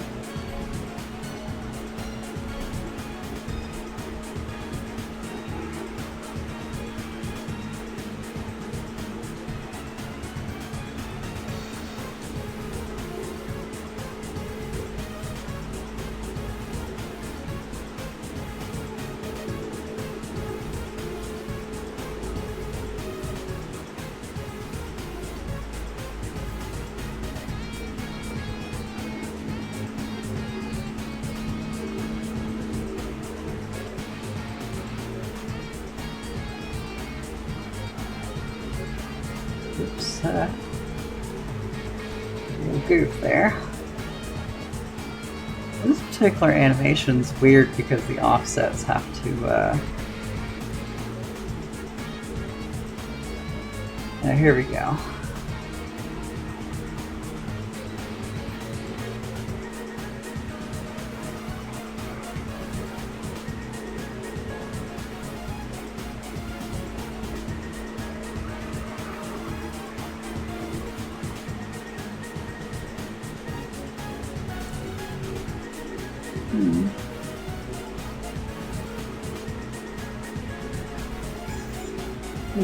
Oh yeah, it's a huge pain to do that with this animation, frankly. It really is.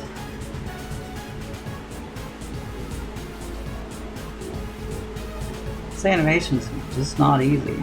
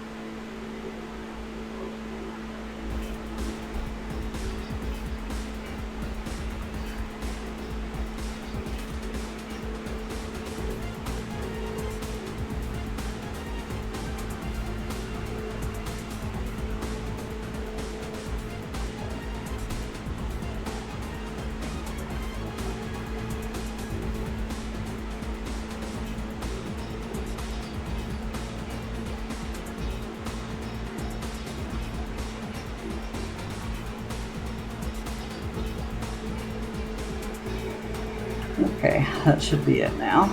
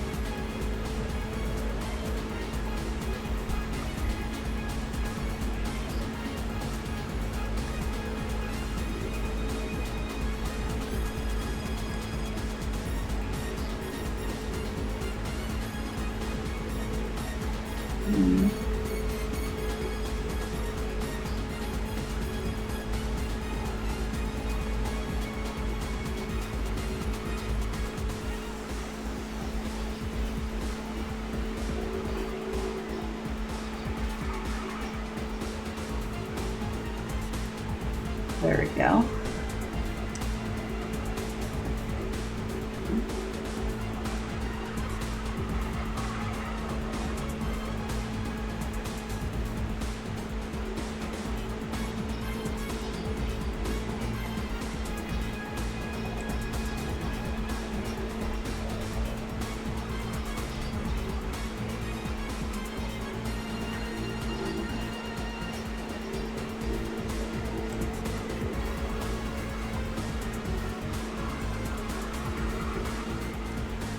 Now let's see how that looks.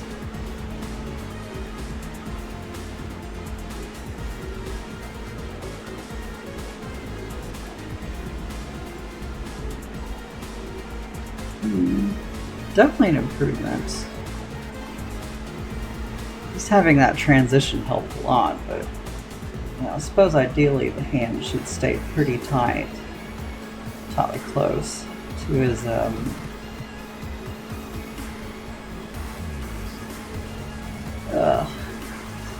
close to his head.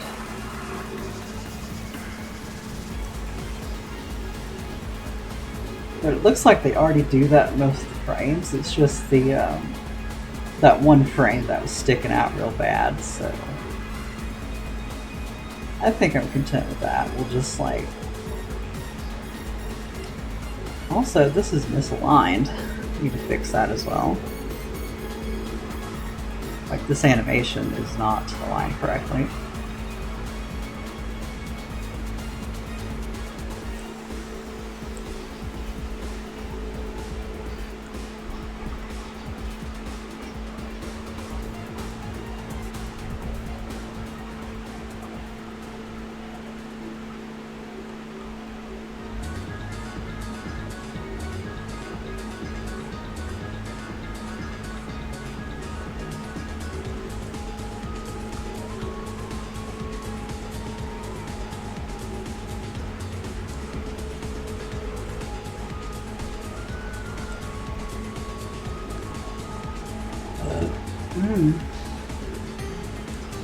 Oh yeah, it's already looking better.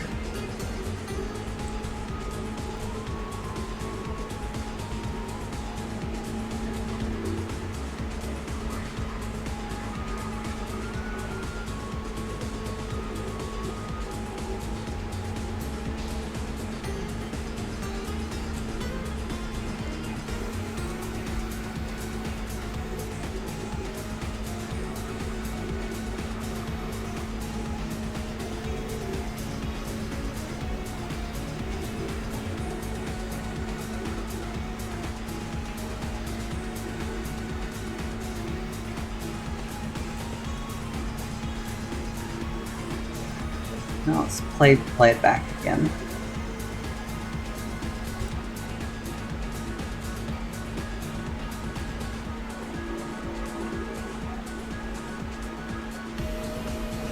Oh yeah, that's a lot less of a jump.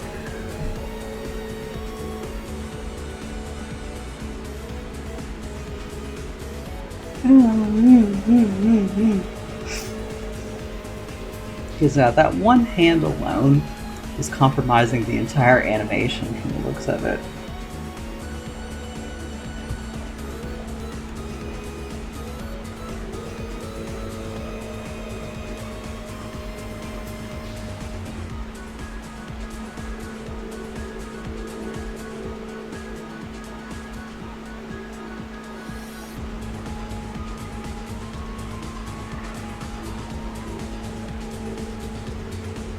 Now let's fix the cuffs on each one.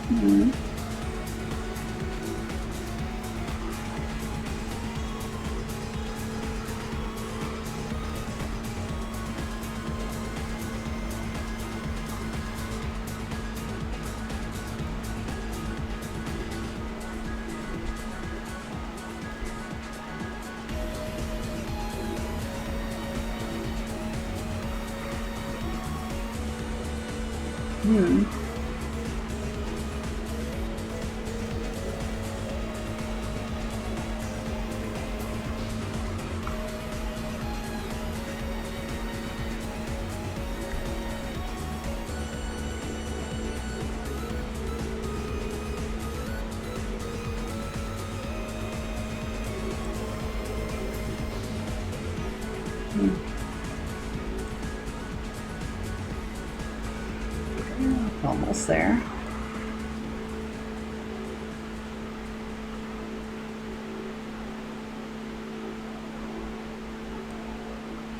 Mm-hmm.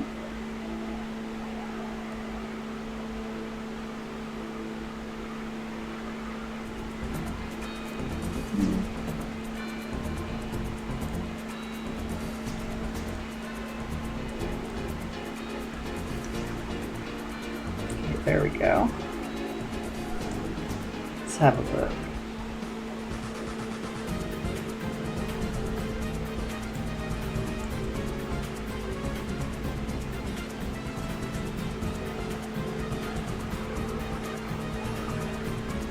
I hope this animates properly.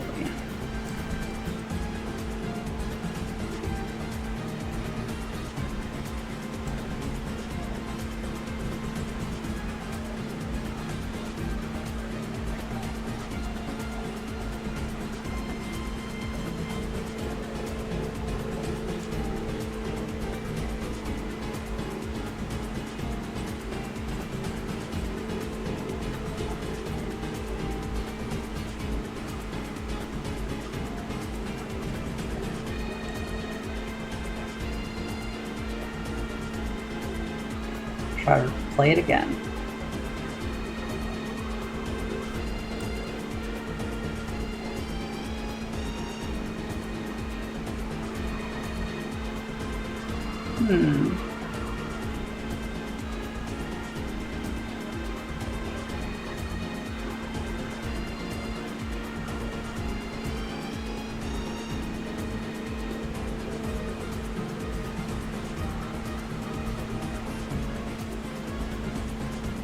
Yeah, that stands out on this particular frame.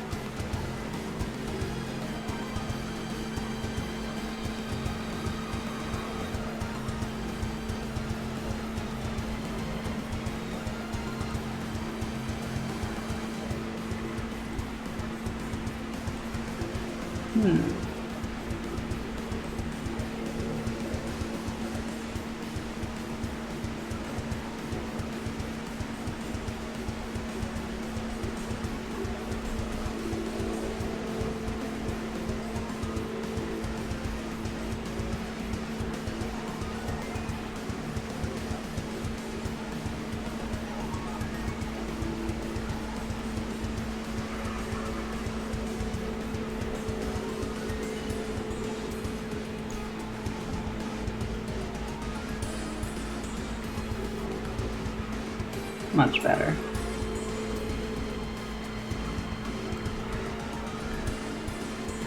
One cuff is a little too inconsistent.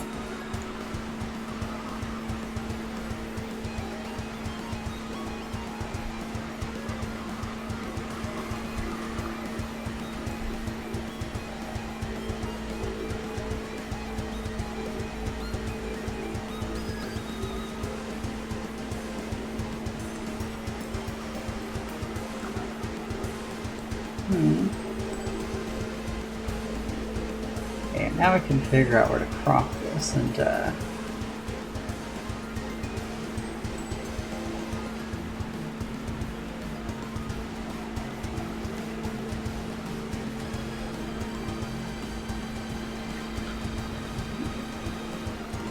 make an animated GIF of it. So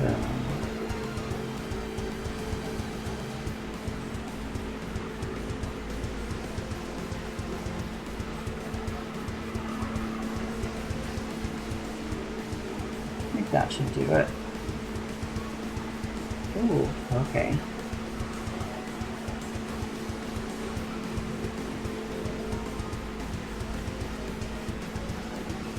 here.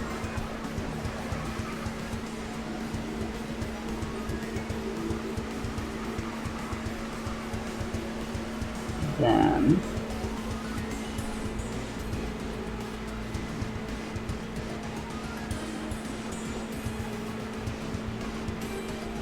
upscale it.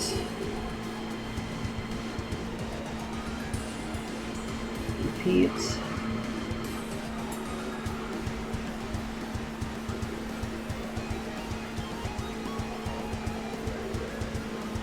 There we go. That should be a little better now.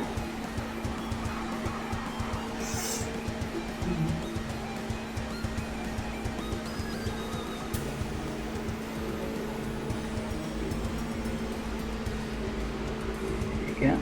Show me the original file.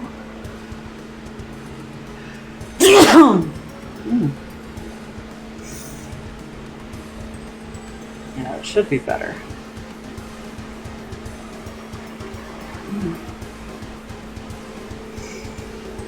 There.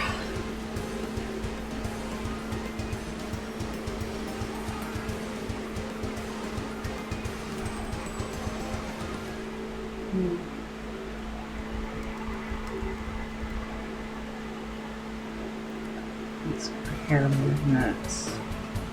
And what else did I say it needed?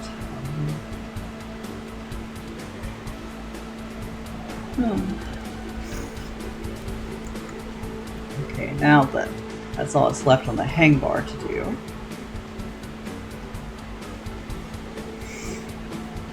Now why don't I take a crack at it at least?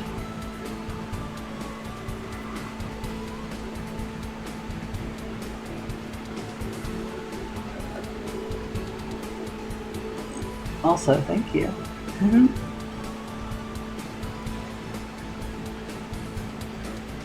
Hello, Leaf.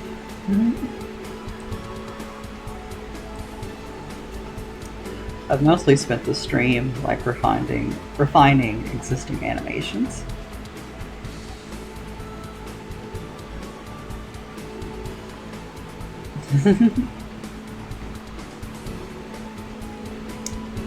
Right, so see if we can make the ears wiggle a little bit.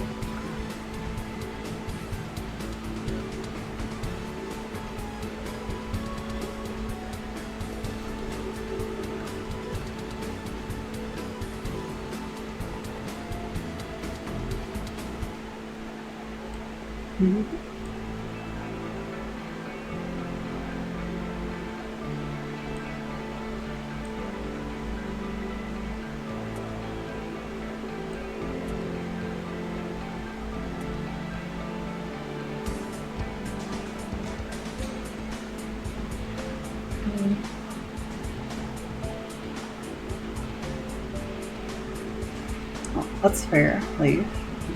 Good to see you around.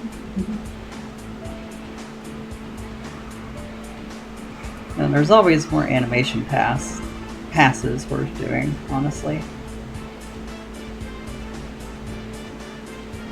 Especially for a mod with animations as complex, as large as this anyway.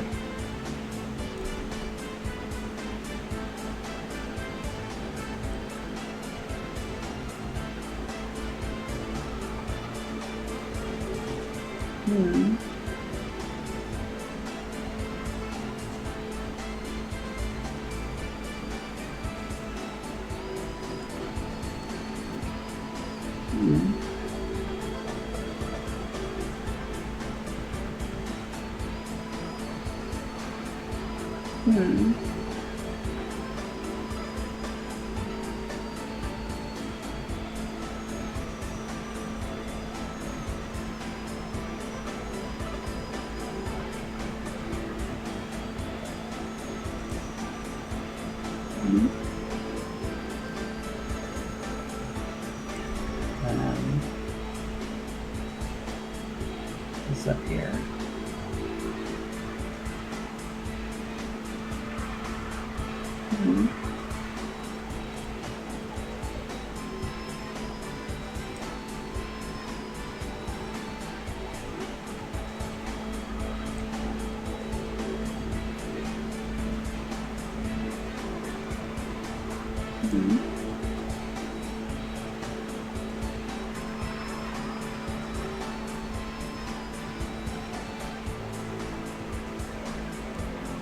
Yeah,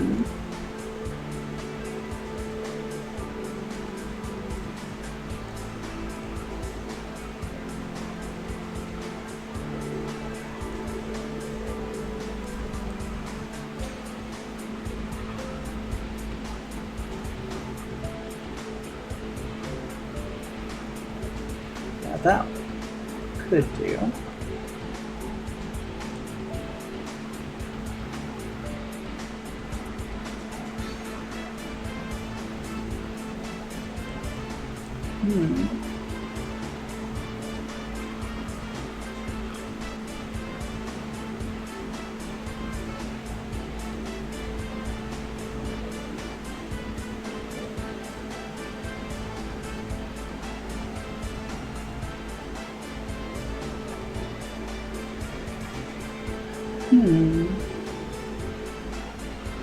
Let's copy this ear wiggle to the last frame, probably.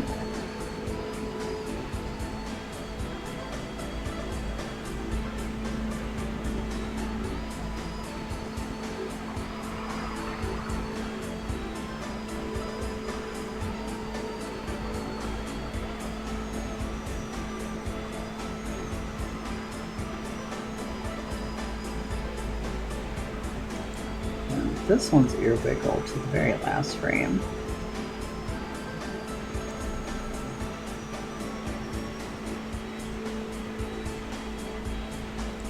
Wait, never mind.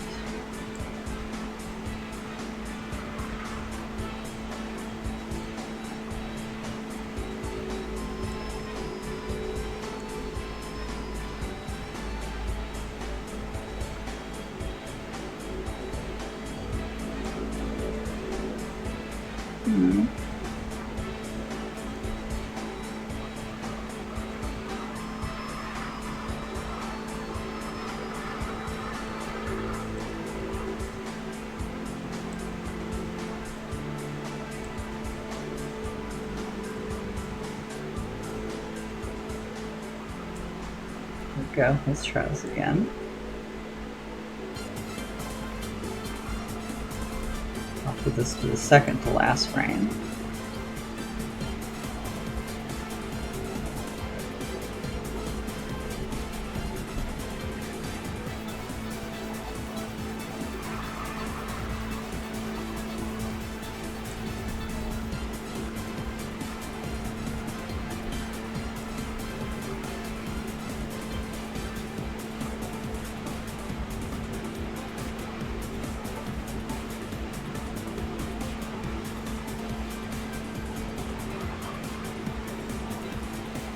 Whoops.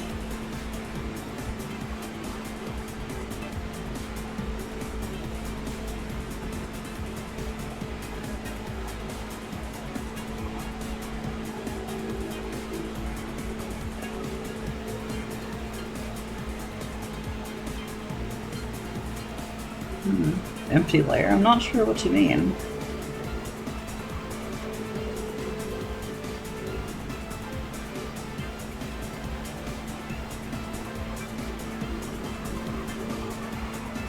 An empty layer above his head. I don't know what you mean, but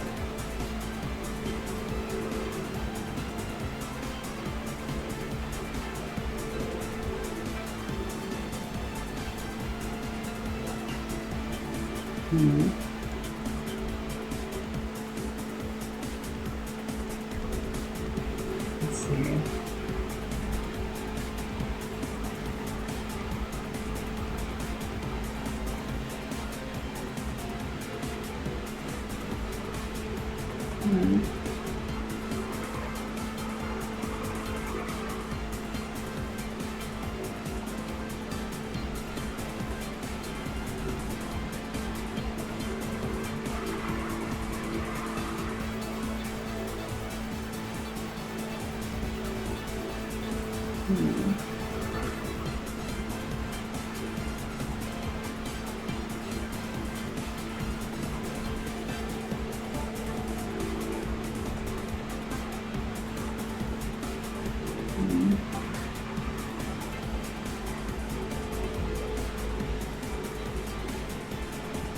Okay, so I'm not alone in being confused here.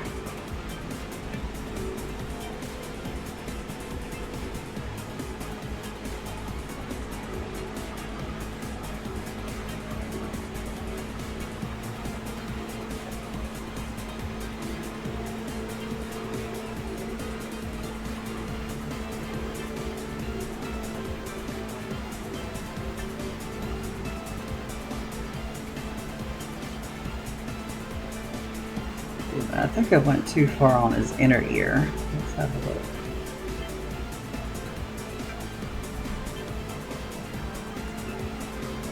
Yeah, I figured I went too hard on the inner ear. It's wiggling like crazy. Looks bad. Ugh, not you again.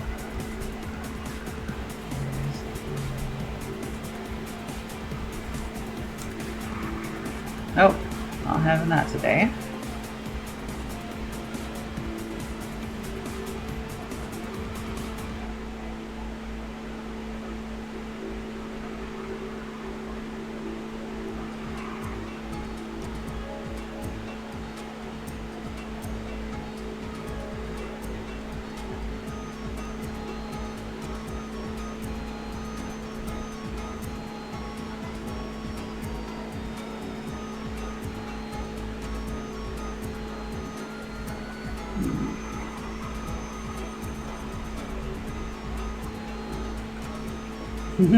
Drink water.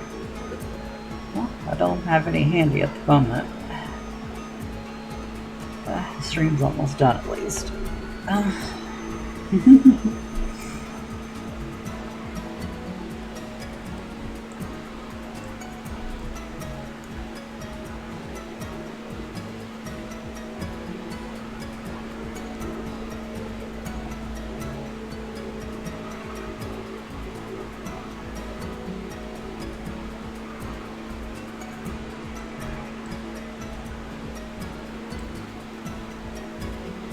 See if that fixed it.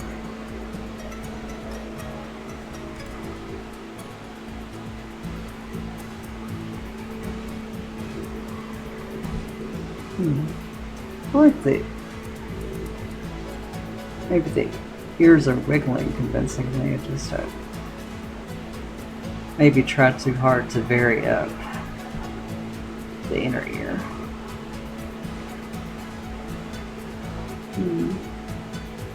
Tried way too hard.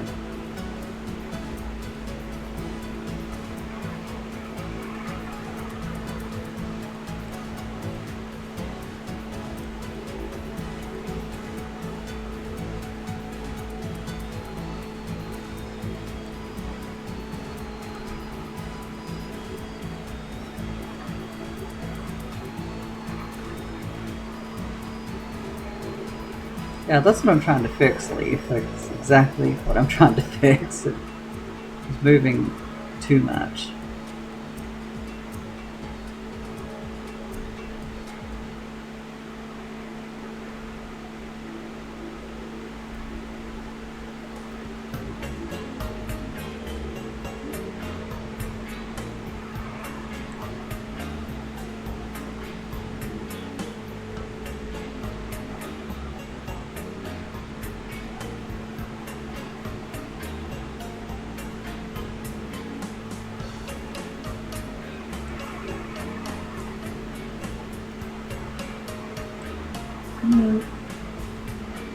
So.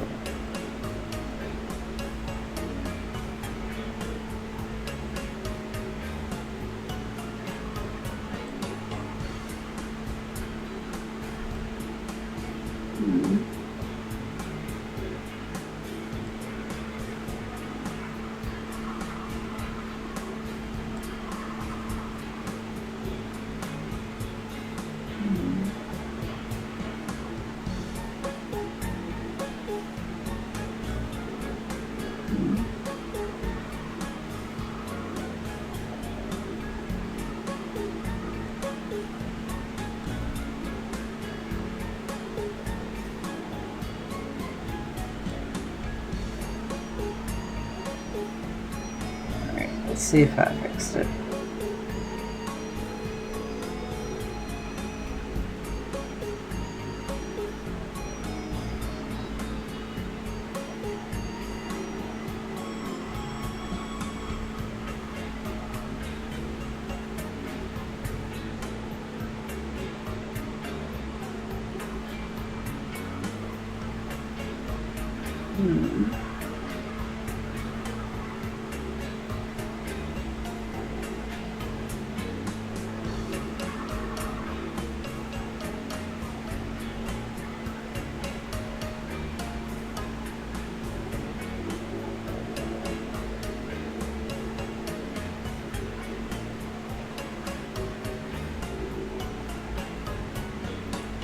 Yeah, probably. God, I hate doing subpixeling with this sort of thing. It takes literal hours to do good subpixeling. I guess we have to for the ears here.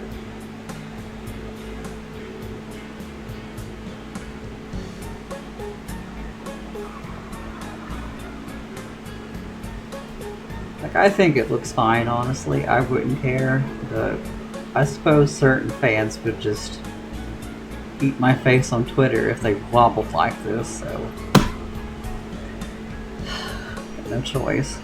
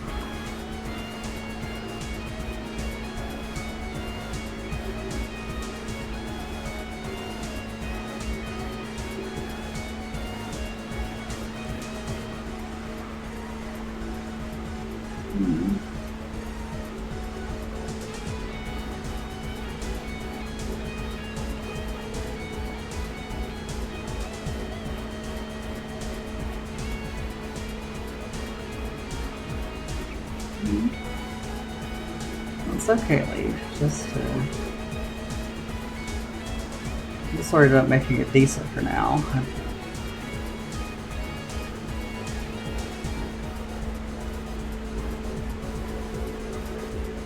Just doing what I can, because like it'd be pretty lazy of me to just be like, well, if you're gonna edit it, why don't I just leave it alone until you do it? Like, no, I just gotta give y'all something easy to work with.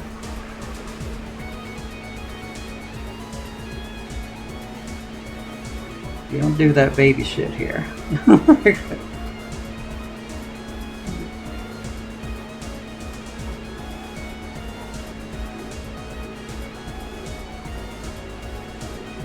So, try this.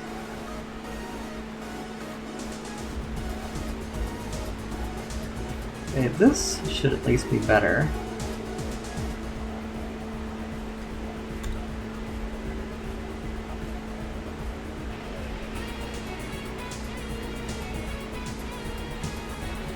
Not really.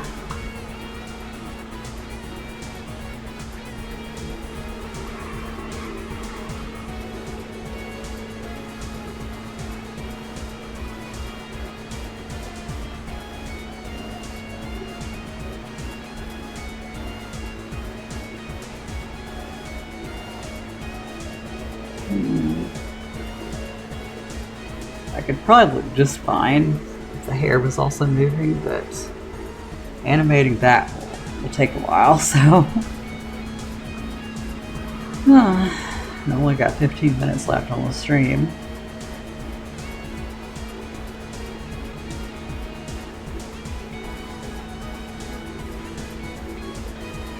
So yeah, I'm not going to worry about the ear wiggles I just did. This is why I opened up a GIF instead of like editing the sprites directly on the sheet. Because yeah, if you don't like what you did, you can just eat it. Eat the thing. Alright. So what other thing can I fix while I'm looking at the stream?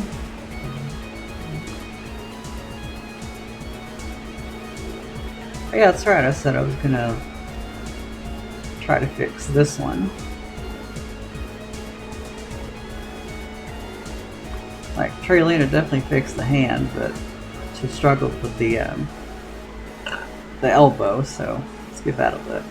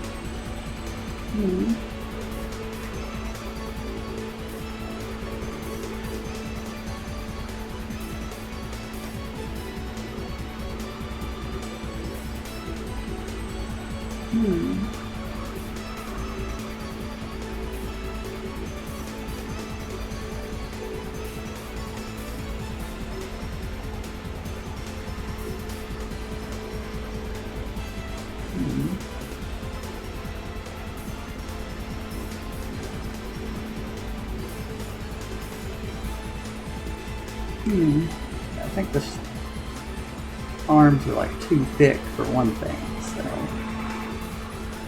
correcting that first thing.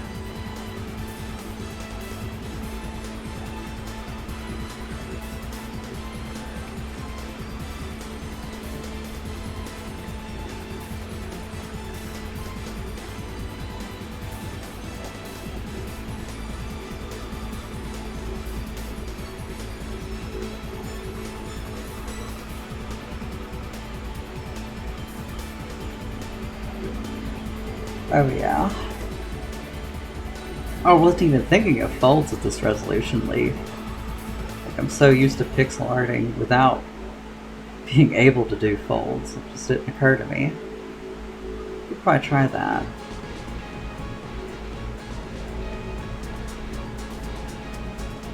Just a little bit.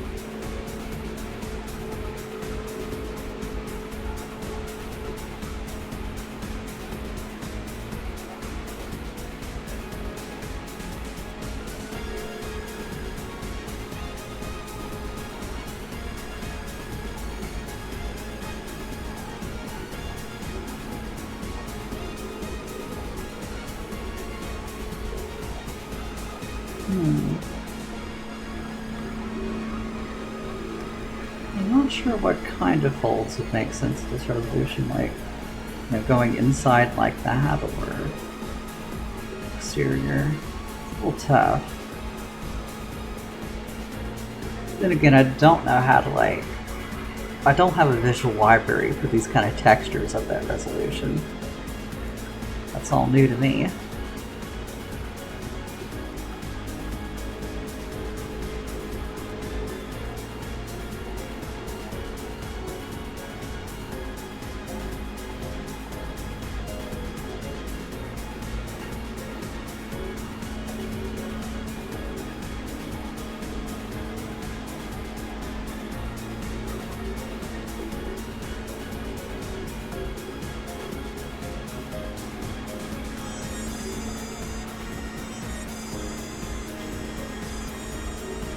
I think I've tightened up the solver quite a bit.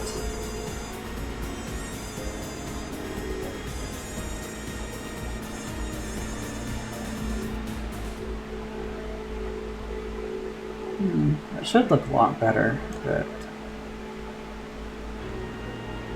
better doesn't always equal best.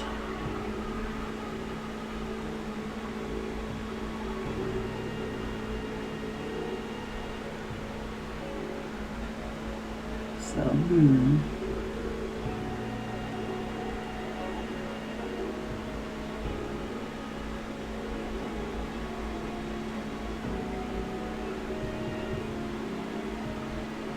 goes inside above the elbow. Oh,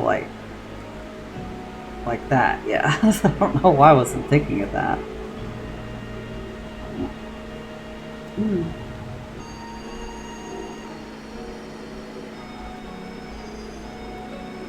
Yeah, that already makes a little more sense.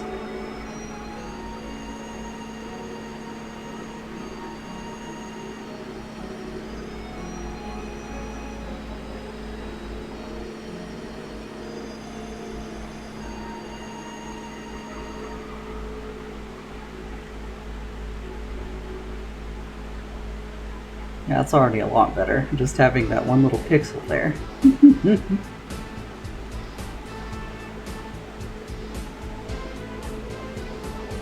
Not sure how to go further than that, but that's an improvement. That leaves on the money, as usual. Here comes the textures.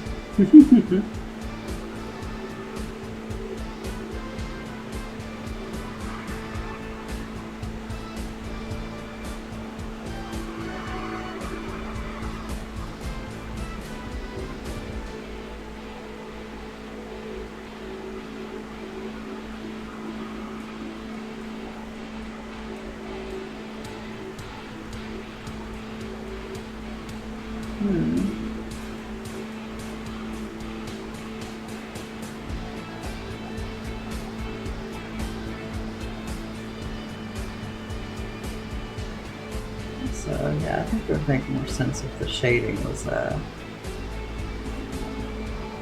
quite as shiny in that context. Because like, if we're thinking about direct lighting, like above him, and all his palm is lit up, the cuffs shouldn't be so bright underneath it.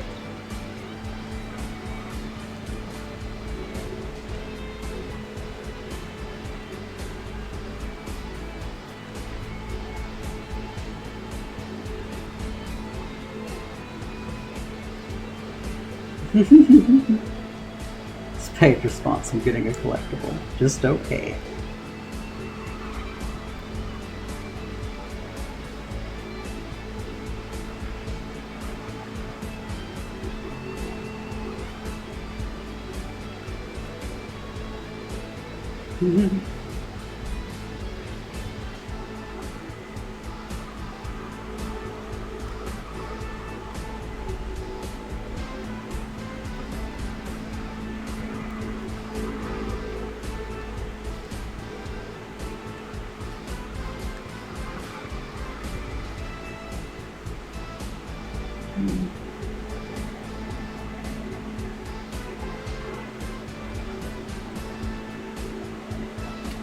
Oh, I had to think about that, honestly. Like, I'm not super observant of Spade's design because, you know, again, I don't care about the character. So, like, I'm not, like, eyeballing his design like SpongeBob and Patrick were the treasure map and you know, just not scanning everything that intently.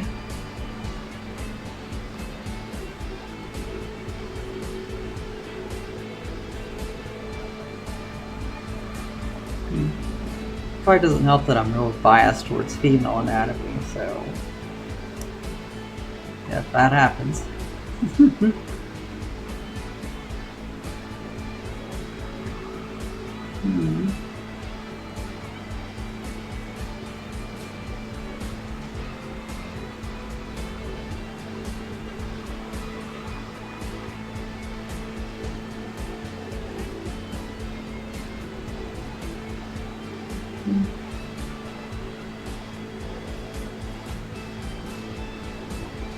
I can tell, Eve, like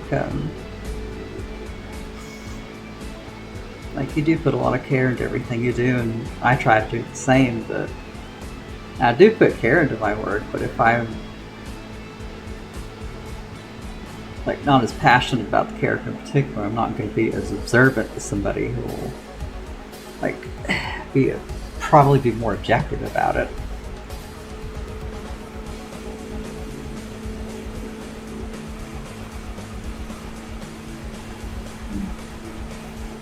Well, every approach just has its disadvantages, but it doesn't mean we should diminish ourselves. Alright, that should improve his okay hand. Should.